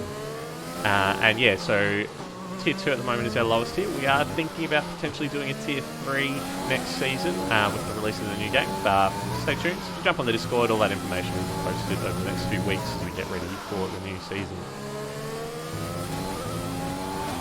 Excitement brews. The new game is set to be released. Mate, 33.6. There we go, that's what we want to see. Just 7/100ths of a second between our championship leader and P2 in the standings, so this is really what we want to see. Skins there as well, 33.9. Can't wait to see it. Bandcamp on a lap as well. See him there with his Jack Brabham tribute helmet. Classic grey and black. Loves that helmet ever since he saw Ricardo rock it in 2019 China. But back to Bait, mate. He needs a win. And he needs to win tonight as well. Apparently as well at Russia, Batemate was racing with like one-handed. Apparently he had injured her during the week and was still able to stay behind the race leader. So he did exceptionally well at Sochi. Unfortunately, yeah, he needs a bit more luck, and he needs to just line that few extra tenths just to really get a few points back on Hero as Banking comes from slime P18 with 135.9. And jump back up to, I think, Nemo, who's invalidated, so I'm going to jump up to Mika in the Haas, who's just coming into sector 2 now. He's a little bit slower than his previous first sector. We'll see how he goes. He's going to get a little bit of a toke here, well coordinated by the Haas drivers, but this is going to work very well. He's getting a nice slipstream. Great work from Hero to help his teammate out. And let's have a look at the split from Mika, see how much time that gained him. Ooh, he has a little bit of a moment mid-corner there at turn 9. That's going to hurt him all the way down the straight as well. I'll tell you what, that got my heart going. Definitely we've got his heart going. He's actually lost time, so all that time he would have gained on the straight getting the toe from Hero, he's lost that and then some. So that's a really bad sector 2 from Mika there. Hopefully he's able to make up some more time in sector 3. Lock up in the front right, runs too deep. He doesn't invalidate, but again, it's going to cost him another couple of tenths there. And I think this lap is pretty much done. I wouldn't be surprised if he comes straight into the pits. And he stays out. And he's made a really bad mistake in his final corner. Oh, he's lost the rear, and he's in the wall. He's lost his end plate. And that's it. That lap is not I thought it was bad before that, and he's cooked his rears as well. And he comes across the line and sets a respectable 146.138, just 11 seconds off the original pole. Yes, I'm sure he'll be coming back into the pits to get them sorted. Jump aboard with Decelerate now in the Red Bull, who's pulling onto the first DRS straight now, Seb. Improving his time, 35.4 is not where he wants to be. He ideally wants to be in those mid-34s by the end of the session, which is still possible, considering... or just depending, I should say, on how good that first lap run is. Not too confident on throttle, but still getting the car in, getting it out, that's what you need to do. DRS activated down this back straight, the final DRS zone, he's up 3 tenths in his time, so that's a good sign. 11, 12, 13, now those curbs, not using that outside curb to his advantage. He does use the exit curb in 14. 15, 16, you want a bit of a straight line approach into the braking zone of 17. Take as much inside curb as possible and flick it over to the right so you can get over this smooth left-handed, now the flick of left of 19. Into 20, outside curb. Normally you want to take some inside, doesn't carry too much speed through there. And then misses the apex of 21. But still into the 34s, Gus. Yeah, it goes up to P11 at 34.723, just 500ths of a second quicker than Nemo. While we were on board, Hero set a 132.885, so he's 8 tenths of a second clear of Batemate now. So that is absolutely rapid from the Haas driver. That's well and truly tier 1 pace right there. So Batemate's gonna have to conjure up an answer. I don't know, he's on his outlap right now, but he needs to pull something together. Yeah, he wants a chance of fighting into that final round. So on board with keeping down the Mercedes, who's in sector 3. And he's actually got EDRS off, so I think he's abandoned this one. Let's see if he goes again. Tell you what, just while you're on board with Keeper, I'm on board with Bateman, and he had the worst start to his lap possible. Probably even got started 10:21, loses the rear end a bit, and that would have killed some time off his lap into turn 1. Very much for the Polo Cheese Toasty. Making me hungry with names like that. Thank you anyway.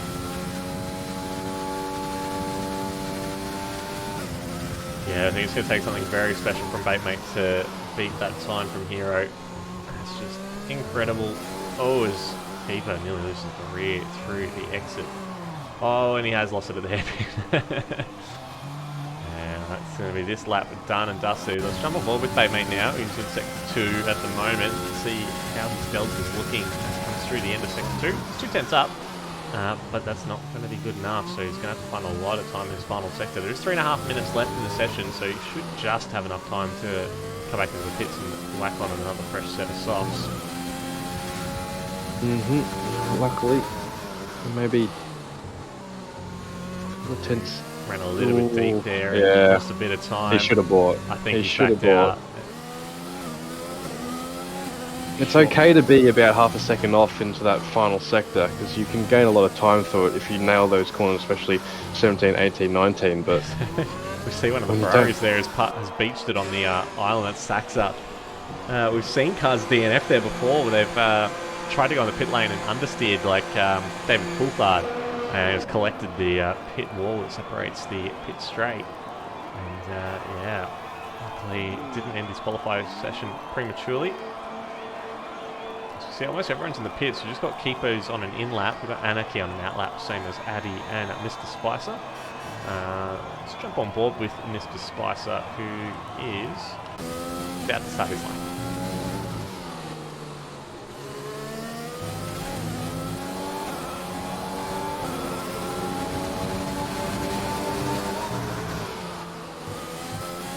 Pretty tidy through turn 1. Yeah, so turn turn 2, one's which brilliant. is completely flat.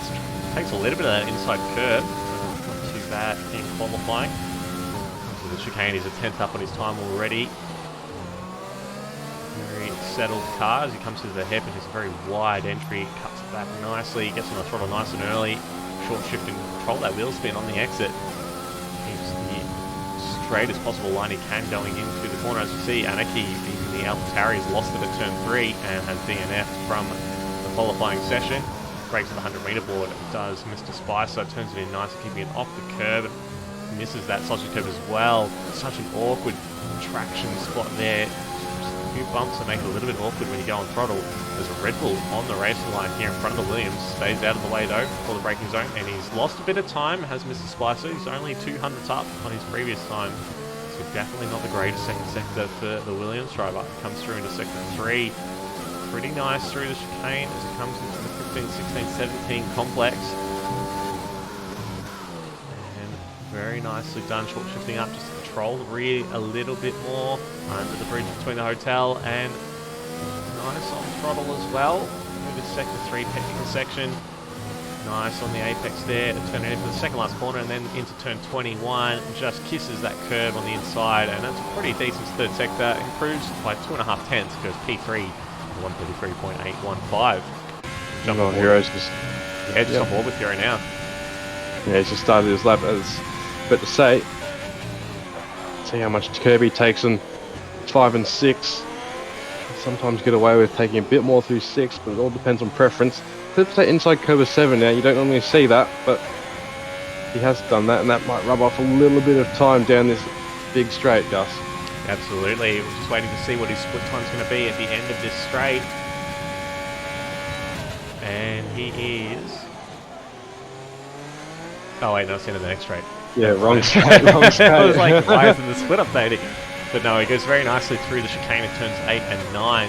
Goes through turn 10, which really isn't a corner. It's completely flat, and they barely even have to turn the wheel. He's a 10th down on his best time, so not the greatest second sector. There's a bit of traffic on the first aero straight as well. Just keep an eye on that yellow flag. And he's committing a lot in this third sector. I wouldn't be surprised if we see him push really hard through this hotel section. Ooh, big lock up on the front right. A lot of commitment going into that. Swings it out wide. A bit of understeer from the Haas. Keeps it together, taking a lot of curve on the inside there, using all of the curve on the exit. He swings it in for the final corner, kisses the curve on the inside, runs it out on the outside. That looks like a good sector 3, and he does improve by 0.08 of a second. Skins goes up to P2 as well. Now Batemate, who's currently in P3, is 3.5 tenths up on his time. That's going to get him in front of Skins again, but he's just nowhere near Hero's pace at the moment. He needs to find another 8 tenths to be able to get in pole position. It seems like his car's set up for the straight line speed, judging from those splits. Much better through the third sector now, Batemate. He's taking those curves nicely. Short shifting, just control the wheel spin at a racing point in the wall there in sector 3. That was possibly Combat Rat.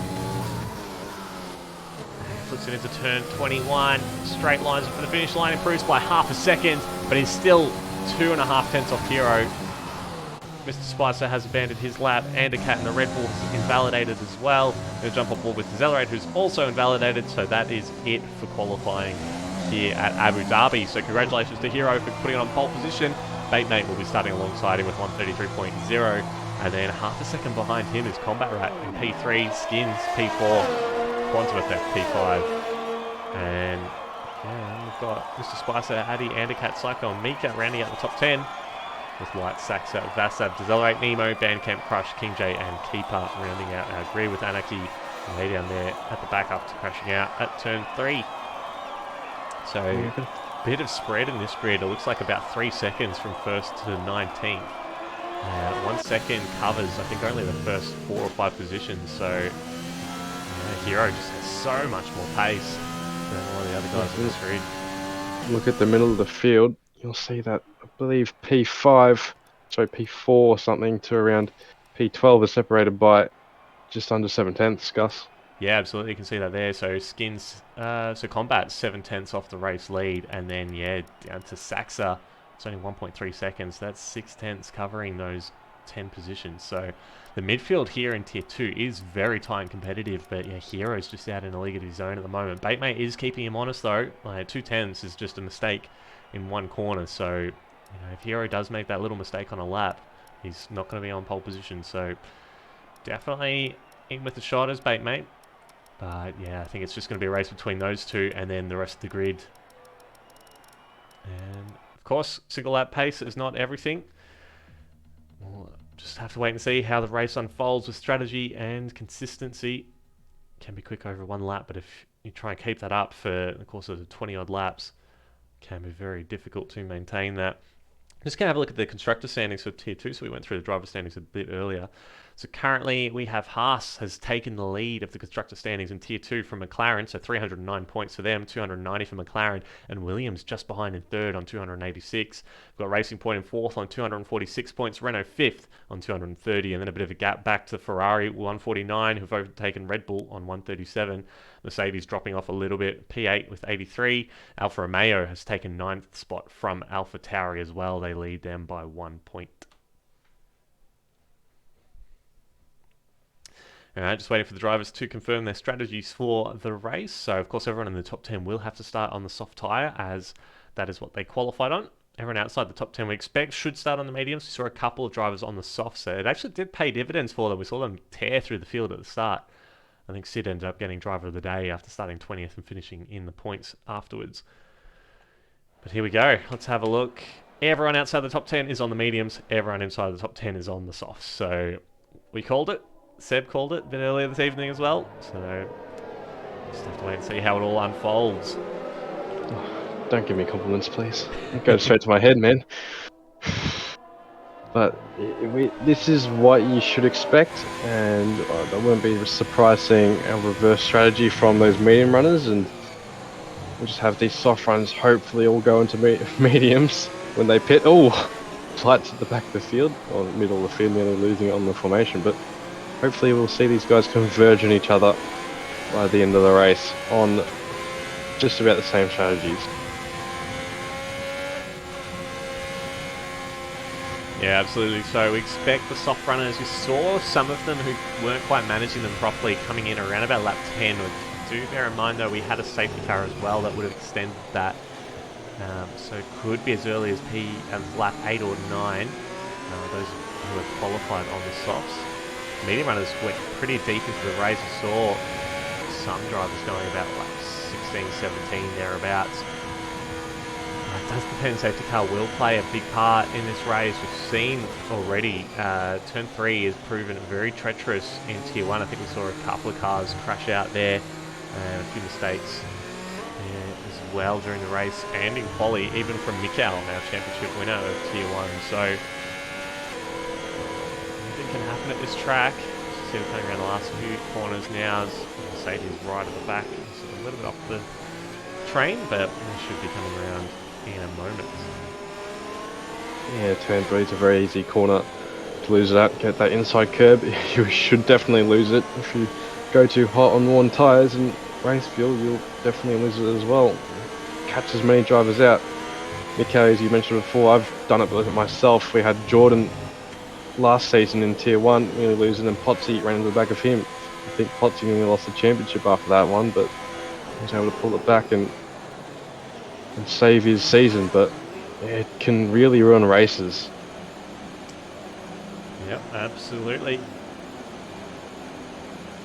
Alrighty, so forming up on the grid now, just waiting for the last couple of cars. And here we go. Lights coming on, engines are revving.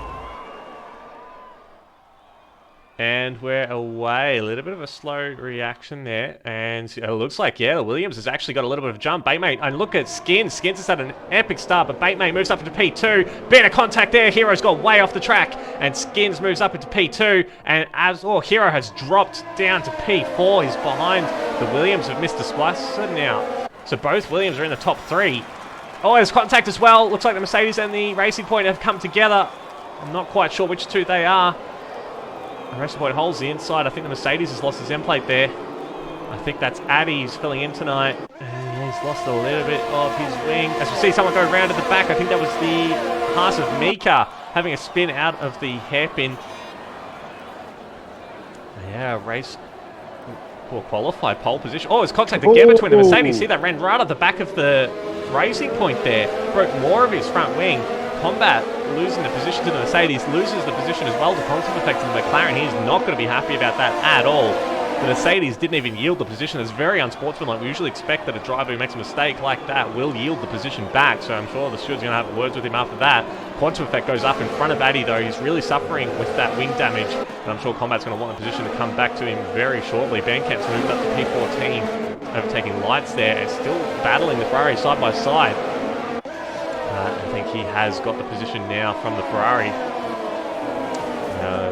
Delta's gone absolutely cactus at the moment. Looks like Psycho's just overtaken his teammate. Saxa having a good look at the back of Combat Rat as well.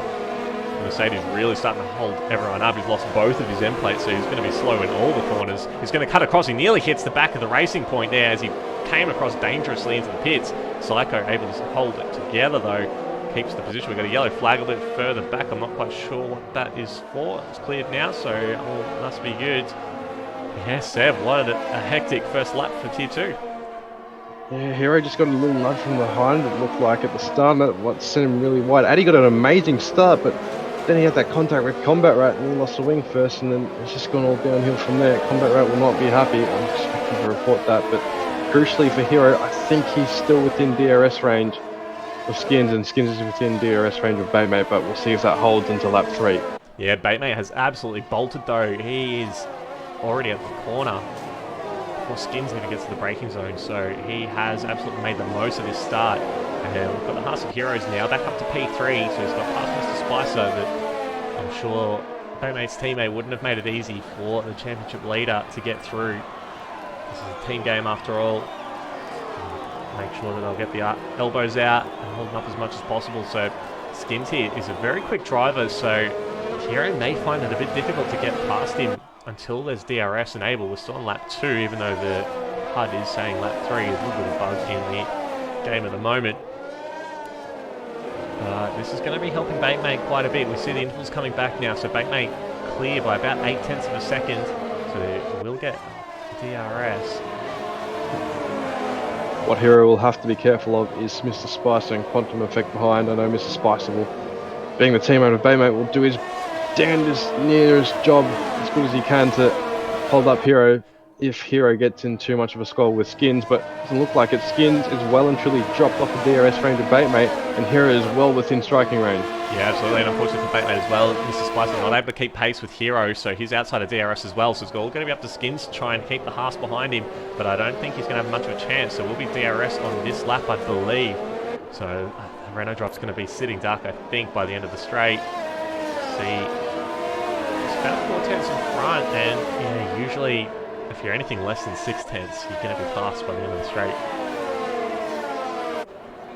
Well, Hero's not required to use ERS yet. I don't think he wants to. He might save the move. Yeah. He might save the move till that second DRS straight and just not have to battle Skins too much. There we go. ERS is on.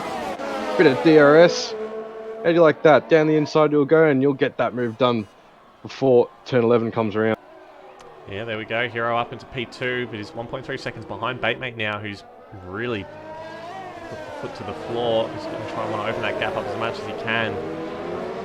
Oh, he's got Hero behind him, but you can see now already through the corners, Hero just a little bit quicker.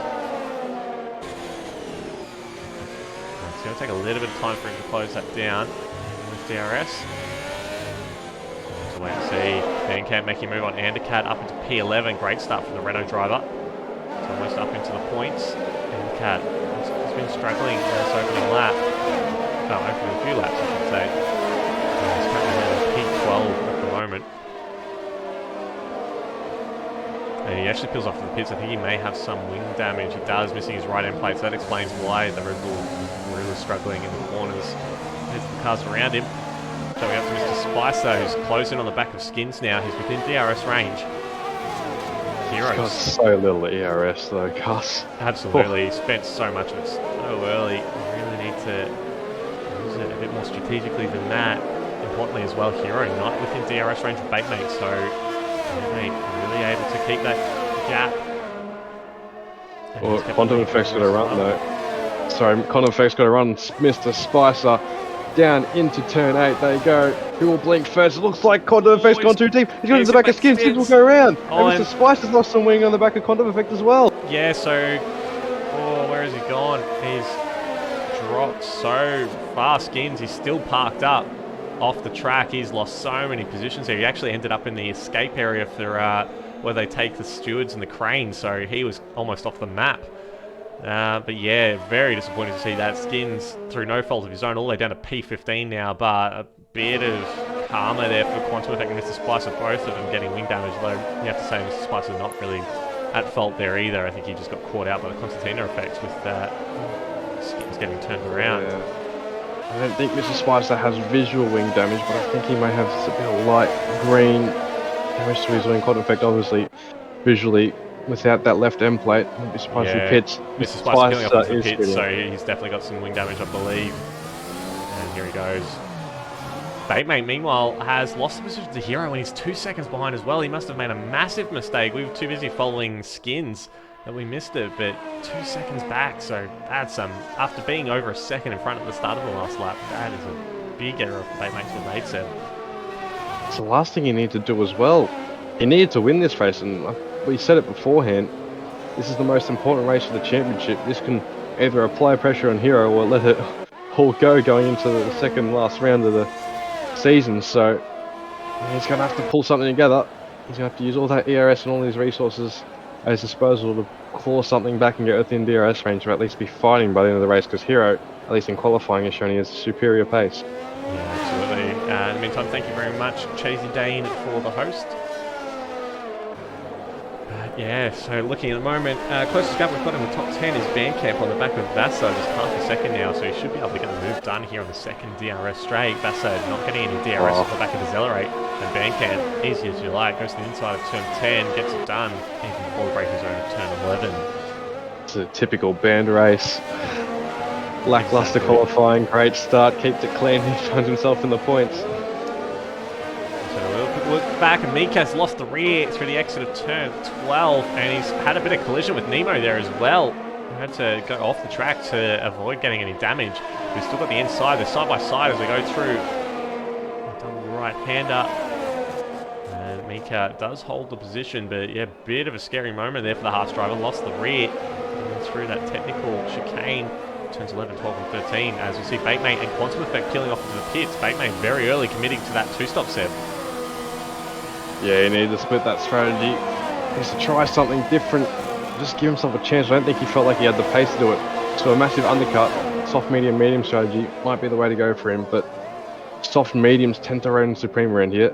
Gotta hope he doesn't get caught in any traffic, which he's about to come out behind.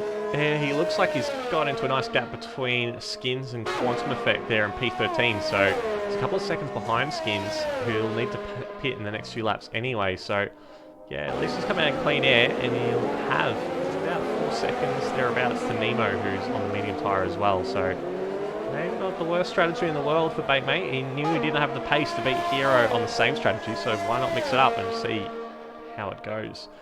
Jumping up to Keeper and King J. A little bit of a battle. Keeper moving up to P8, King J P9. Oh, got a bit of a tank slapper there from Keeper on the exit. Compromise his run down the back straight. keeps to the inside to block the Alfa Romeo. Moves across to the outside as well. Risky move, but he's been able to get it. We see just behind Mika Nemo battling it out again. Mika holding onto that P10 spot from Nemo. I did say those softs have seen better days. It looks like he's losing a lot of time in the corners to the Alfa Romeo driver. Yeah. Doesn't help when he's had a couple of little spins here and there. Just on bait, mate. Doesn't help for him that he's got about 7 drivers on medium tyres that are... Well, we see Mika peel off into the pits, so yeah, those softs look like they were done. He's also committing to a 2-stop strategy. And we see King J now very close to the back of Keeper.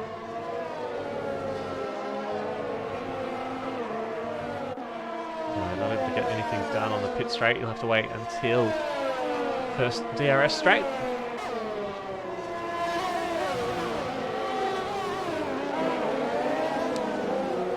Chat, make sure you let us know what your predictions are for the race. Is Hero going to go to the end pretty much unchallenged, or is Batemate going to be able to come back at him with the alternate strategy and 2-stop and make a surprise victory to shorten this gap for the championship lead as we come to the pinnacle of the season?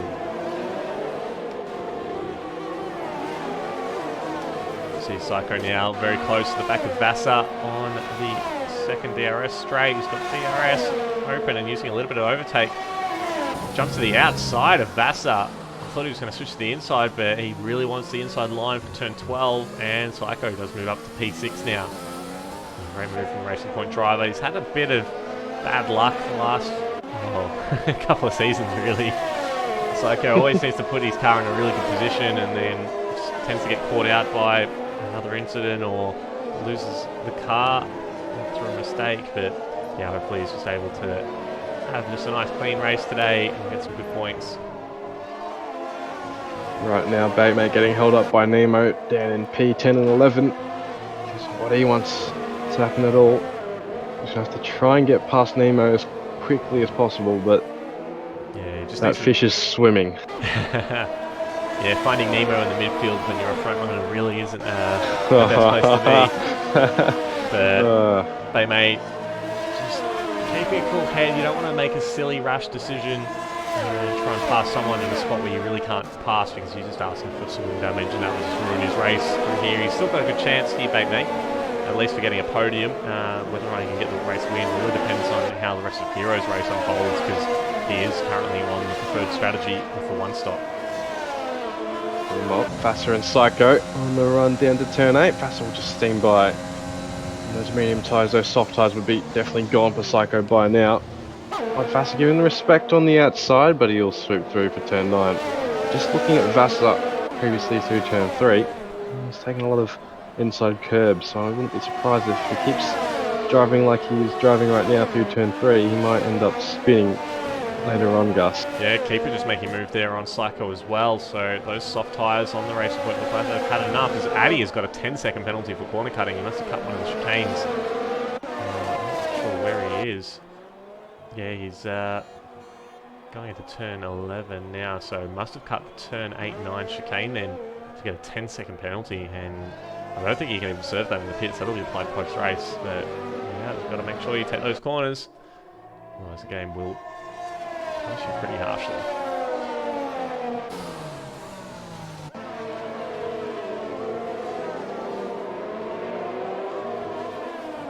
Psycho might be playing the long game here. He's definitely committed to that soft medium, so I don't think he's coming in any earlier. Oh, as Decelerate looks like he's had a moment at turn 3. He's lost the position of Bandcamp, but now he's a second out of DRS, so Band's up to P4 now. Just wonder if Decelerate has just been caught out on the curve at turn 3. On those medium tyres, it is really, really slippery, especially once they start to lose a bit of their tread.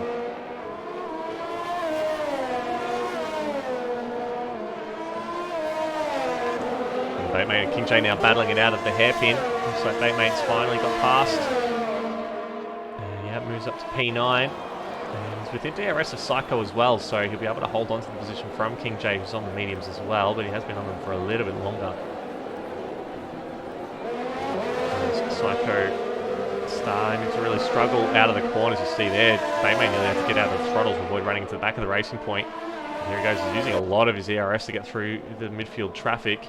He's going to want to be able to save a fair bit of that once he does catch back up to the leaders. And there he goes, past Psycho as well, up into P8. And see the next little group of cars in front of him, Keeper and Vasa, P6 and 7.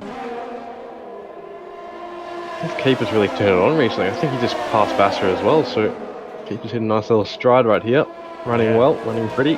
Absolutely. P6. Good to see as well. His internet seems to have sorted out a few complaints over the last few races from Keeper, so really good to see that he's able to have an uninterrupted race so far. Hopefully he can keep going, get a decent result here. He's definitely deserved some luck after a pretty unlucky season, to be honest.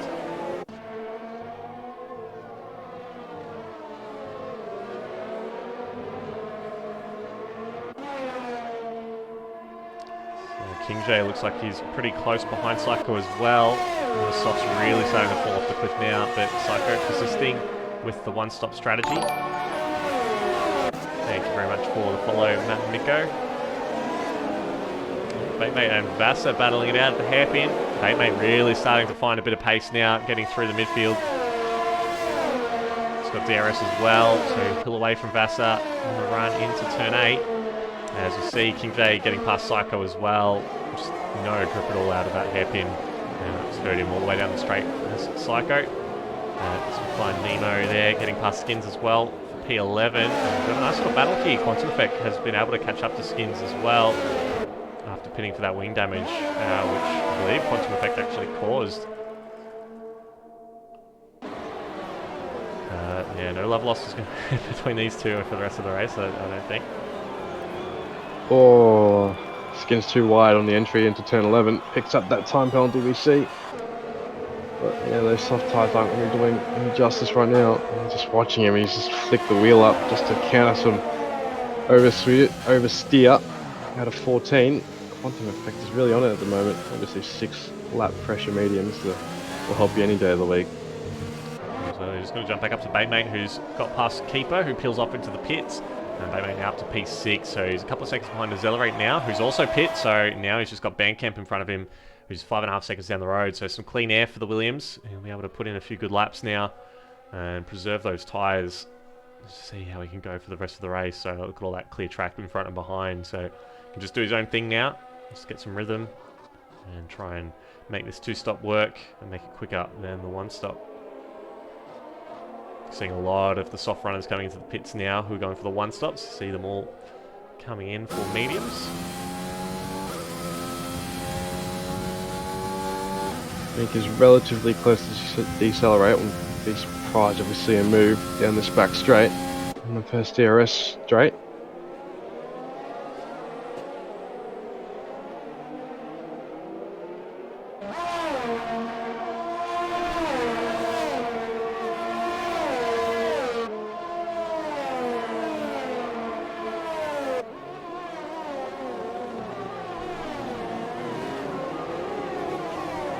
Bit of a lock up there from Mika. He's on the medium tyre now, but still just doesn't look particularly comfortable with that setup. I'm not sure if he hasn't had as much practice this week as he normally does, but it's really struggling to stay in the DRS to Accelerate, who does have brand new mediums, but you'd think Mika would still have the pace to stay with him.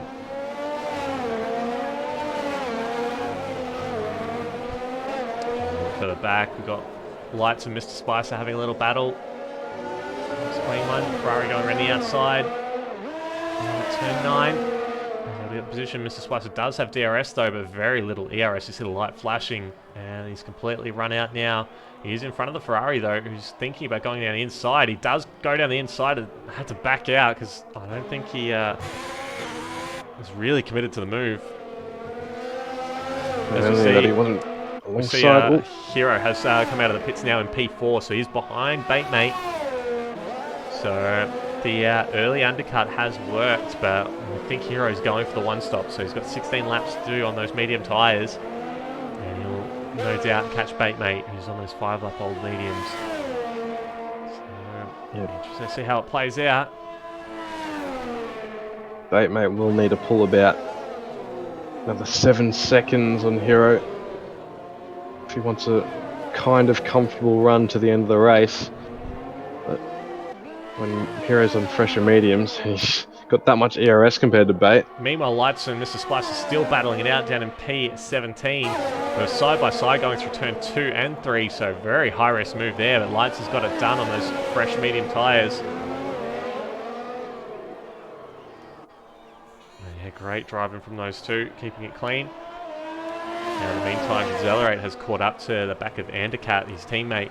He's on fresh mediums, so expect Christian to be getting on the radio, asking Andercat to please move aside to let his quicker teammate through. Andercat filling in for Ali this evening, who, in case you didn't know, is the brother of Big Al and Potsy.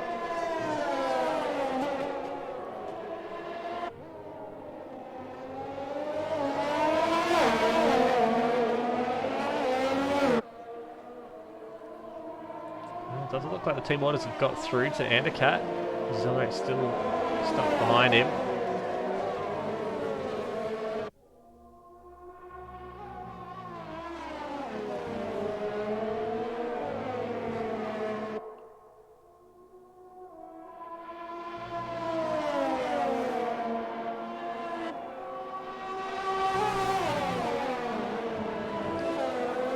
Going to start to frustrate the Accelerate a little bit. He's got the pace. You can see he's just getting right behind his teammate's gearbox. He'll have DRS this time, so he should be able to get through without much trouble. Here we go, got DRS, but he's used almost all of his ERS to try and catch his teammate. And his teammate looks like he's...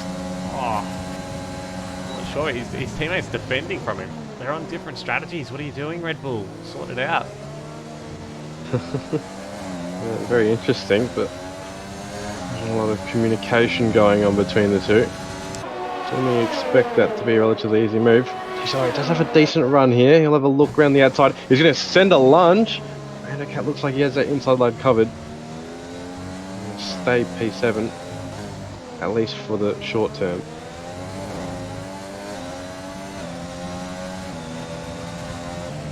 And so we're going to have to wait a little bit longer. He needs to save up some ERS. I think that's how Andercat's able to stay in front. He's got a lot more, so he's able to keep that Red Bull in front.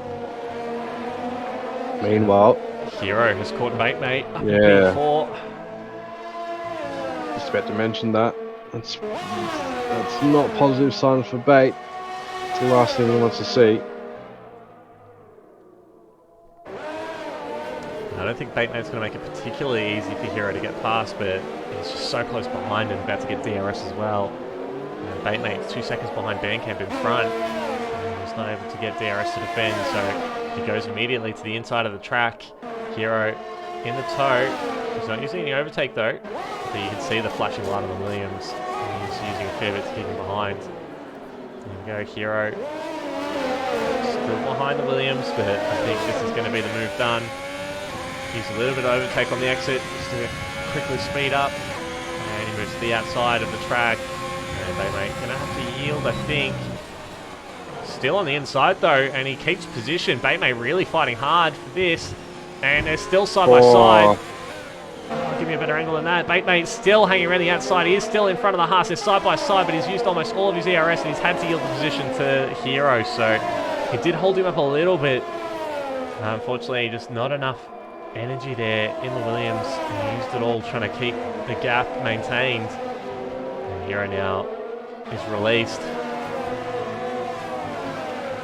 And should be going to the end of the race on those medium tyres. It's 14 laps to go now. We're at the halfway point of the race. So there's still plenty of time for anything to happen. Yeah, a bit of a blow there for Baitmate. I think he would have hoped to have stayed in front of Hero just a little bit longer. Unfortunately, yeah, he's going to have to come up with another idea to try and get race lead towards the end of the race. Not sure he's got any more ideas left in the tank. Anything he could possibly get that would bring him back into the equation is a later safety car around lap 18 to 20. He would pit and hopefully that would bring him back into it. Meanwhile, Bandcamp looks like he's going to make a move on Saxa going into turn 8. And that time he did it because Hero now trying to follow Ben through on the Ferrari. And I think Hero has got it done. Saxa is fighting for it. So Saxa will get DRS as well off Bandcamp now. I wonder if this is going to have a bit of a role to play in helping Baitmate to stay within the DRS zone. So Bandcamp stays in P1. And the Ferrari and the Haas behind still going side by side, but the Haas has taken the inside line and has followed Ben through into P2. And now Baymate has been able to catch the DRS of Saxa, so he's not out of it just yet. Oh. Bandcamp looks like he's let Hero go through possibly, or at least made a little mistake and run a bit wide. And Hero now takes the race lead. And Baymate will be looking at that at the back of this little train and throwing his hand up, saying, well, come on, let me through then. Well, some classy driving from Hero. First off, a great move. Yeah, Lap 14 to switch back as Saxa pits. Yeah, Saxa's pulled off in the pits. Bandcamp stays out though, but I think Baymate should be able to get past Ben pretty easily. I think Ben's one of those drivers kind of knows who he's racing. Try to fight someone too hard if he knows that it's not the position.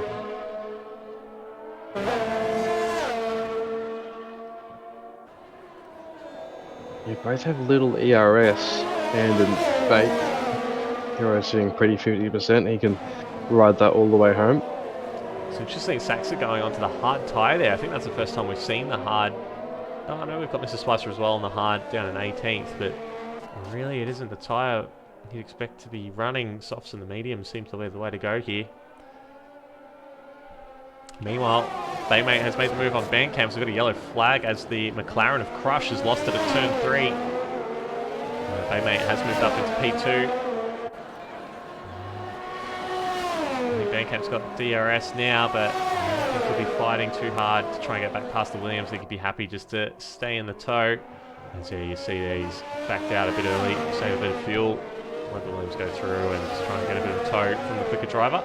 You see a little bit further back there, Quantum Effect is on the back of Combat Rat. It's on the older mediums, Quantum, but he seems to be a little bit faster than the Racing Point in front of him.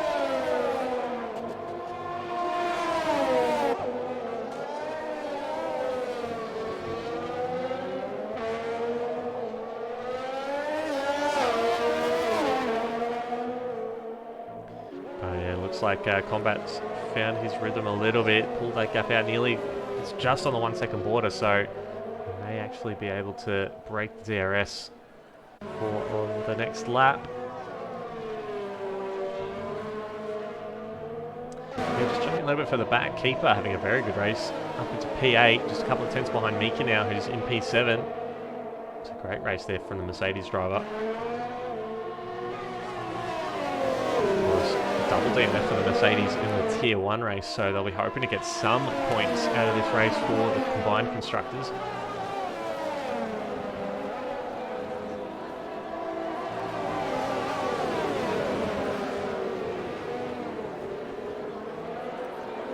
Tell you what, it's looking like they will with how Keeper's driving. He's been on it so far and he should be able to take these mediums to the end. Absolutely, Mika having a very bad exit out of the hairpin as well, so it should be pretty vulnerable to Keeper, who's got DRS. No ERS to be used yet, but I wonder if he's just waiting for Mika to use a little bit too much.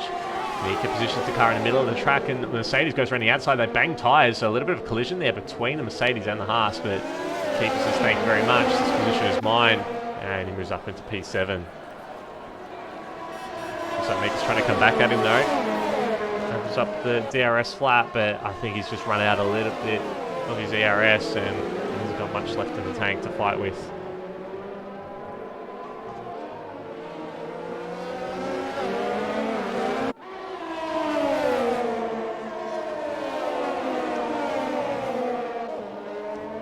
Jumping a little bit further back, we've got a battle between the McLaren and the Alfa Romeo, Nemo and Crush. Is it Crush the name of the turtle in Finding Nemo? Not sure. I think it might be. It's been a while since I've seen it, but I've got a feeling. Anyway, Nemo came out on top of that battle.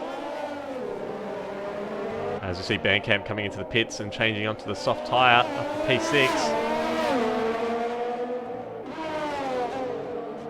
So he'll be wanting to He's going to come back. He's going to come out. I mean, it looks like he's probably P10. His teammate's just behind him there in P11. Oh, actually, no, not just behind him. That's about 4.5 seconds behind him. So he's got no pressure from behind, but he's right behind Andercat, who's been on those mediums for 13 laps. He will get DRS, though, on the straight, but so will everyone in front of him. Just got superior grip. Yeah, look at that out of the corner. Darts to the inside, gets past one car, that's the Red Bull done. He's got Saxa in front of him there on hard tyre.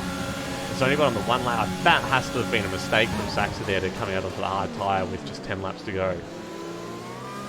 You have to think so. There's Van no other reason why. Van Camp thinks he can get to the end of the softs, and he's going to be so much quicker than Saxa, who was just behind him when Saxa came into the pits. There's a chance you can take those soft tyres for about 12 laps at the end of the race on lower fuel as Saxa gets by Mika into turn 11. Yeah, it's an odd decision. Van Camp will be hoping to make short work out of Mika and Saxa. Possibility as well, Batemate and Quantum Effect still have to pit as well, so Van Camp could be on for a decent result here. Just has to try and clear this traffic as quickly as he can. He may be able to get a nice undercut on the two drivers who are going long on the mediums up ahead.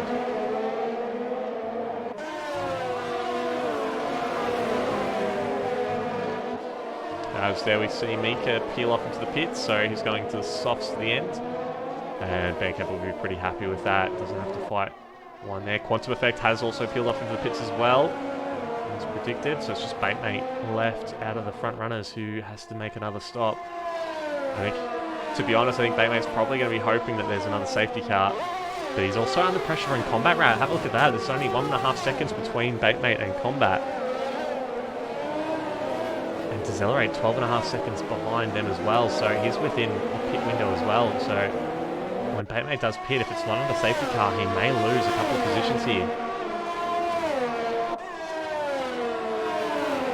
So see Bankett there going into P6, getting past Saxa pretty comfortably on those soft tyres. And he's got Keeper just in front of him as well, so he'll pick up DRS on the next straight too.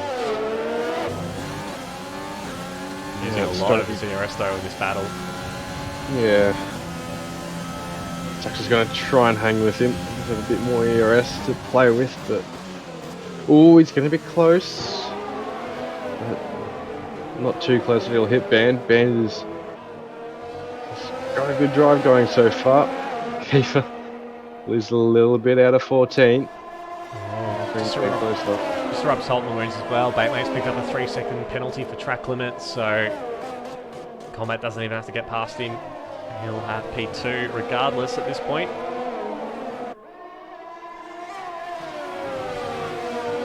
Batemate's really hoping for that safety car, isn't he? Yeah, I think so. As we see Bandcamp overtake Keeper, who peels off into the pits, and I believe Quantum Effect has got past Undercut as well for P8. So great drive here from Band. He's now 6.5 seconds behind Decelerate. So he'll be pushing pretty hard to make it. I wonder if Batemate is trying to get these mediums to the end. They can't do 21 laps, can they? Surely nah. He has to have some superior tyre management.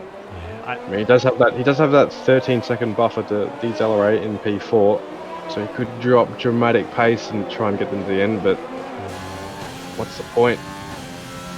Yeah, I think it's like he's waiting for the safety car, but I think it's just going to hurt him even more if there isn't one.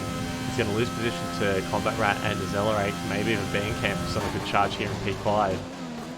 And yeah, it's just going to hurt him so much. And ultimately, he's at a point where now he needs to focus on damage limitation for the championship. Like, he's probably not going to beat Hero here unless he gets a lucky safety car in the next couple of laps. He's really just going to have to try and solidify that P2, but he's under so much pressure in combat, he may not be able to do it. As we see, Quantum Effect goes very deep at turn 11, and he briefly had the position of Saxa, but he loses it again. As Saxa was able to keep it on the black stuff. Maintain 6th position. As we see, Batemate has come into the pits. He must be listening to us. And I think he's realised that he's just going to lose more and more ground to the cars behind. Interesting to see though if Bandcamp, who's absolutely flying, he's cut the gap to Decelerate by 1.5 seconds just in a couple of sectors there. Is he going to be able to undercut Batemate? Oh, it's going to be tight. It's going to be very tight. See him there. He has jumped Decelerate, who's also pit. Bit surprised that Decelerate's pit. Those mediums could have lasted another 7 laps, but Bandcamp has overtaken Batemate. He's within DRS zone though, so he may be able to get past him again, but Bandcamp up to P3 now. Key thing for Batemate is being able to get past Band and then utilising that little bit of ERS he got from the pit stop and try and pull that 3-second gap due to that penalty he does have. needs to get this move done fast. He should be able to get it done by turn 11. He is charging at him. He's charging so much. Band's not even going to fight into turn 8. Batemate down the inside, and he'll take P3. Band's looking. Oh, Batemate's kicked out the rear end, and this will allow Band through. Band will get through, and he's got the DRS. Batemate doesn't, and Batemate will have to wait for another lap, Gus. Yeah, really unfortunate exit there from Batemate, just on those cold, soft tyres. Starts a little bit too much with him. He's going to have another go on the inside of Bandcamp now, and Bandcamp yields the inside, but he's got the inside for the next corner. They're still side by side. Squeezes the Williams up onto the curb. He's going to have to go around the long way into the next corner, but I think Batemate has got it done. He squeezes him out onto the astroturf, but Bandcamp's got the inside line for the next corner as well. Emirates side by side here. They're still side by side. Bandcamp does yield though, and Batemate has taken P3 at last, but that light's flashing. He's used up a lot of ERS to get that position back, Seb. Yeah, and look at Quantum. He's got into the back of these two, and he could pose some more problems for Batemate down the line, especially with that time penalty, as I mentioned before. Yeah, considering Quantum if they broke his front wing in the first few laps of the race, he's done very well to recover to be a P5 at the moment. But there's still 19 seconds off Combat Rat, who didn't have any incidents at all at the start of the race. And he won't have to stop again, so Batemate, I think he's going to have to settle for a maximum P3 at the moment, unless there's some sort of safety car that bunches up the field. If he gets a safety car, he needs to get it now, because otherwise I don't think he'll be able to pull that 3-second gap in about 4 laps. So I think about 5 or 6 laps. Quantum's got a good run, Garth. Yeah, absolutely. Bandcamp stays to the outside of the track. McLaren goes down the inside. Using all of his ERS though, pulls in front of the Renault and brakes right in front of the front wing. Band did well not to rear end the McLaren. He's stuck with him, but they'll both have DRS because the Williams and Batemate is just within a second of the McLaren. And Bandcamp's going to have to settle. You see both of them using all of their ERS there. Bandcamp still has a little bit left in reserve as he pinches that left front going into turn 11. But I think they'll be quite happy just to keep in the tow, save a little bit of fuel in ERS, save the tyres a little bit as well. Just follow these guys through to the end and maybe try and get Quantum Effect again in the last couple of laps. A little bit further back, it looks like Mika's had a little drama at turn 11 and he's lost a couple of positions. Accelerate, Andercat and Keeper all going through there. Just ran a bit deep at the turn 11 chicane. And unfortunately he's dropped out of the points as well with that little mishap. Bandcamp dropped out of DRS range of Quantum Effect already, and now Quantum half a second behind Batemate. So, yeah, Batemate's race really isn't going to plan. Unfortunately, yeah, that decision to go to the 2-stop is really hurting. You can see how much time he's lost given where Combat Rat is 17 seconds down the road. Like, you'd expect that gap to be there, 10 seconds still between Hero and Batemate, but he's lost a lot of time by staying out and doing that 2-stop strategy. So you see Quantum Effect trying to go around the outside of the Williams at turn 8. Can't quite get it done, but he'll have DRS out of turn 9. And you can see they've almost depleted all of their ERS. Even Bandcamp's running out of some, trying to stay in the slipstream, but Quantum Effect moves up to P3. The Williams darts to the inside though, takes a lot of curb, trying to stay with the McLaren. They were side by side, but I think they may realise that the position was gone. And he has to settle for P4 now. It's not looking like he'll even get P4, Gus. It just looks like with Band there, him still fighting Quantum, there's a chance he'll slip further down to P5. Yeah, exactly. That 3-second penalty is going to hurt him as they get towards the end of the race. Just going to jump back a little bit. Mr. Spicer getting past King J on the back straight. And you see a big dive there from Vassar as well, and he looks like he's made contact with the back of the Alfa Romeo, and I thought he was coming from a long way back. I didn't think that move was on at all. He hasn't damaged his wing, but he had to back right out of it to avoid any damage. Back up to Batemate, who has lost the position to Quantum Effect. Just a couple of tenths behind him now, but he just doesn't seem to have the pace. I don't know if it's a soft tyre or but seems to be going backwards at the moment. He's within a DRS style of the McLaren, so he may be able to come back at him. He does peel off to the inside. He's going to make a lunge on the McLaren. No, he decides to pull back into slipstream. There's a bit of contact there between the Williams and the McLaren. The Williams breaking a bit later than McLaren. Not quite anticipating it. And Seb, just look how much of this ERS they're using, trying to battle each other. It's just letting Bandcamp just keep within range. Oh, Batman's gone for a lunge down the inside corner, but he's going to be spun around. He's able to hold it though. But yeah, as you were saying, it's not smart on Batemate's part. He really needs to save it and then make a charge at the end just to try and hold on to 4th place. You'd think if he drops 15 points here instead of maybe 13 instead, then his championship could well and truly be over. Although mathematically he'd still be in it. Jump back to Mr. Spicer and Vassar still battling it out for P14. Back straight coming into turn 11. Williams breaks a little bit earlier than the AlphaTauri and has conceded the position, so Vassar up into P14. Those hard tyres really struggling on the Williams. Not a great race for Mr. Spicer, unfortunately, after picking up damage on the back of Quantum Effect. And he ran into the back of Skins.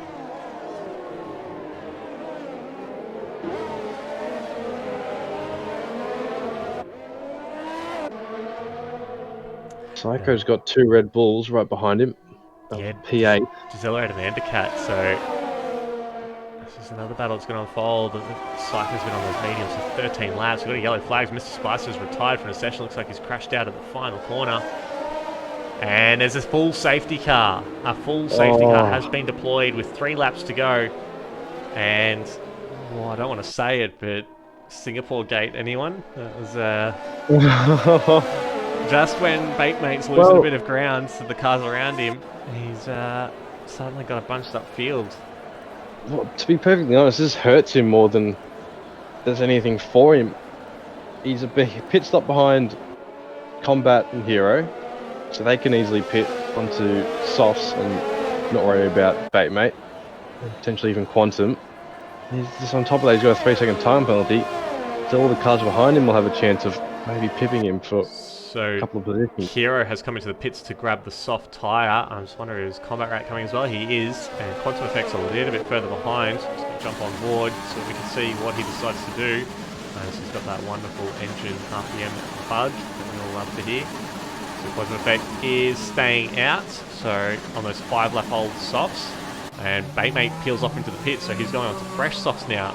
I don't think this is the right decision. He's got that 3-second penalty, which is just going to put him further back in the field. And he's going to get penalised. Bandcamp stays out on those 7-lap-old softs. He's preferring to have track position, and being such a clean driver, it is going to help him a lot. Now, he's actually lost position. Yeah, he has been able to get Combat Rat, though. You see, he did have to slow down for that delta, and unfortunately, Combat Rat has come out of the pits ahead of Bandcamp.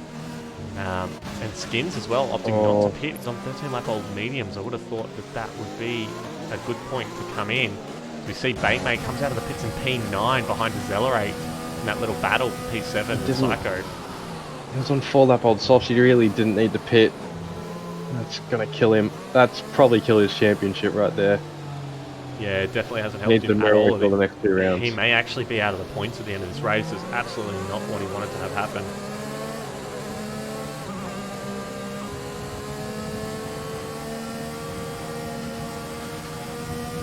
Good news for him though is Psycho and Sax are on older and harder compounds, and Skins as well, and Saxa and Psycho has a time penalty to his name, so that's some good news. The bad news is he's all the way in P9 and he has to make something happen. Safety car should come in at the end of this lap. We should get 2 laps of green flag racing, regardless of whether the drivers are lined up or not, but we'll have to wait and see, won't we? Yeah, absolutely. So, still with Skins has gone off. Skins has gone off at turn 11. He's just gone straight on, and he's come back on track. P11? Is that right, or is it desync? That's the same for me. I don't know what's happened. He was going very slow as well. I don't know if has he got any damage on the front. I can't. It looks like it. He's understeering a lot. Maybe he's running to the back of Anarchy, the AI. His right end plate is gone, and he's lost a fair chunk of the Venetian blind section as well. Oh, he's gone straight out as well. He's understeered and gone into the wall there. His race is ruined. He was on for some points, but he's going to have to come into the pits now. And yeah, he's done. Very unfortunate for Skins there. Bates going into the back of decelerate on the restart. He might have lost some front end plate on the left hand side. He might have damage. I don't think he has lost end plate though.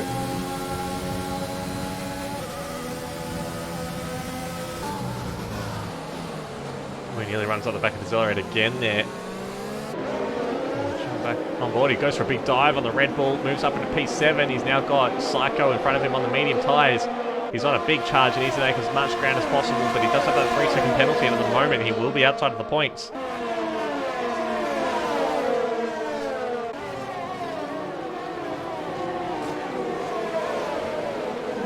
And we go through the ghost of Mercedes there. I think that's Addy. There's a lap down. Ooh. We've got the Red Bull of Decelerate. Looks like he's gone around at turn 9. There's Batemate now on the inside of Psycho going into turn 11, and he's up into P6 now. He's got Saxo in front of him on the hard tyres. There's a prediction up. Make sure you have a vote. We've got 2 laps to go. Combat Rat very close behind Quantum Effect as well for P2. Got a lot to cover.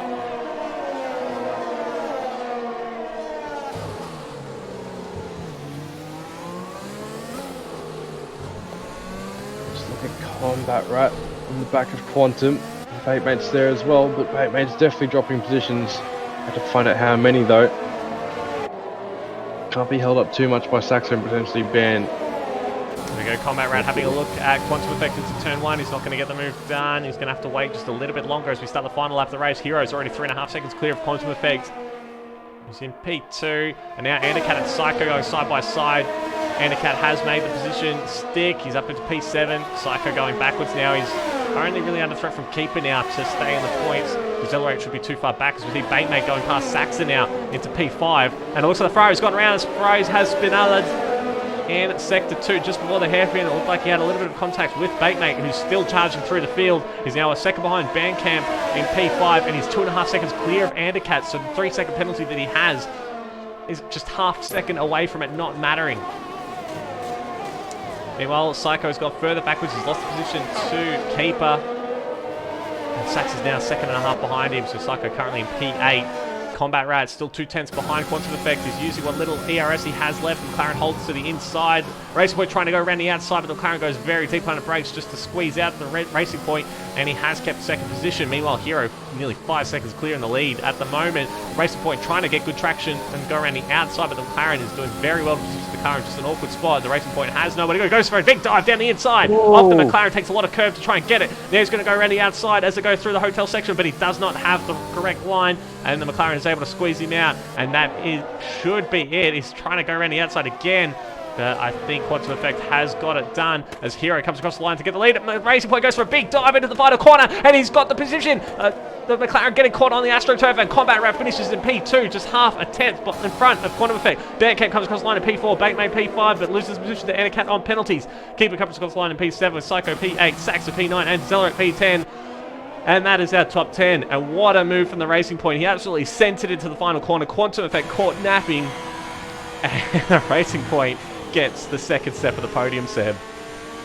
Yeah, I'm not surprised Quantum Effect didn't shade the inside a bit more, because Combat Rat was always looking for that dive. You'd thought after turn 17 that he'd go for at least one more lunge into 21, because 21 is a good place to go for a move to catch someone by surprise, and he's done that, Combat Rat, to great success as well.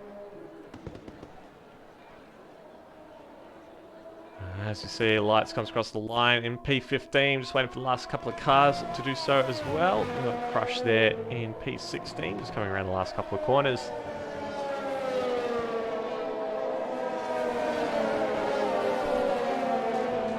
And Skin's the last one to come across the line. Really unfortunate for him to finish so far down the order. He's managed to come back home with missing half of his front wing, so well done for him, but yeah, really disappointing not to finish higher. He definitely deserved it. He had 2 incidents that weren't his fault in that race, unfortunately, and it really cost him in the long run.